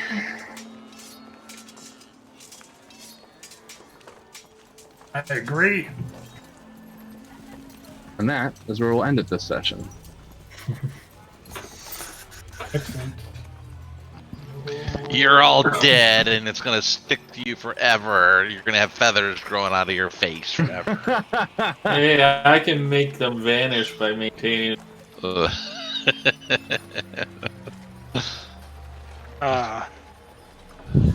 See, Raoul does not mind us at all. No.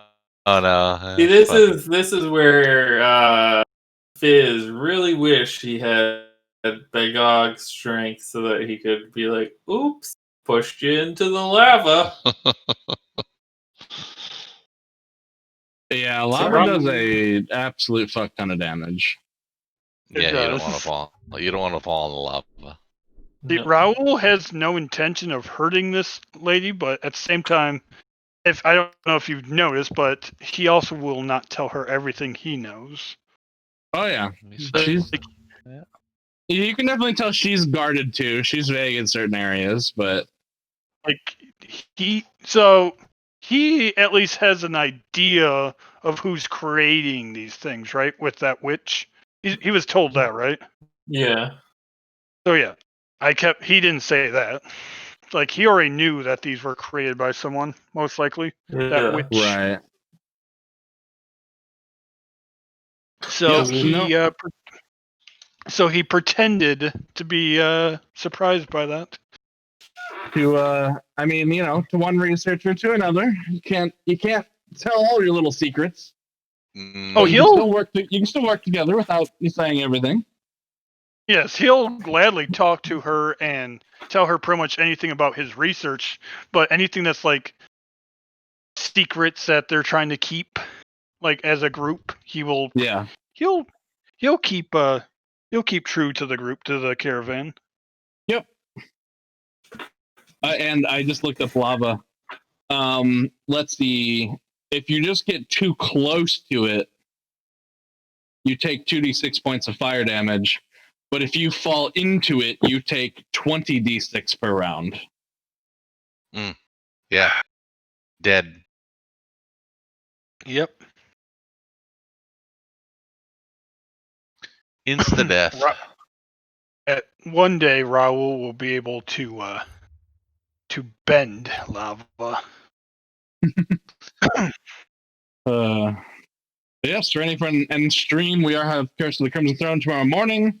Feel free to join us there and come and join along in that madness. It's starting to pick up with a plague of some sort sweeping across the town that we are attempting to delve into and discover the secrets of. So until tomorrow morning, have a good night.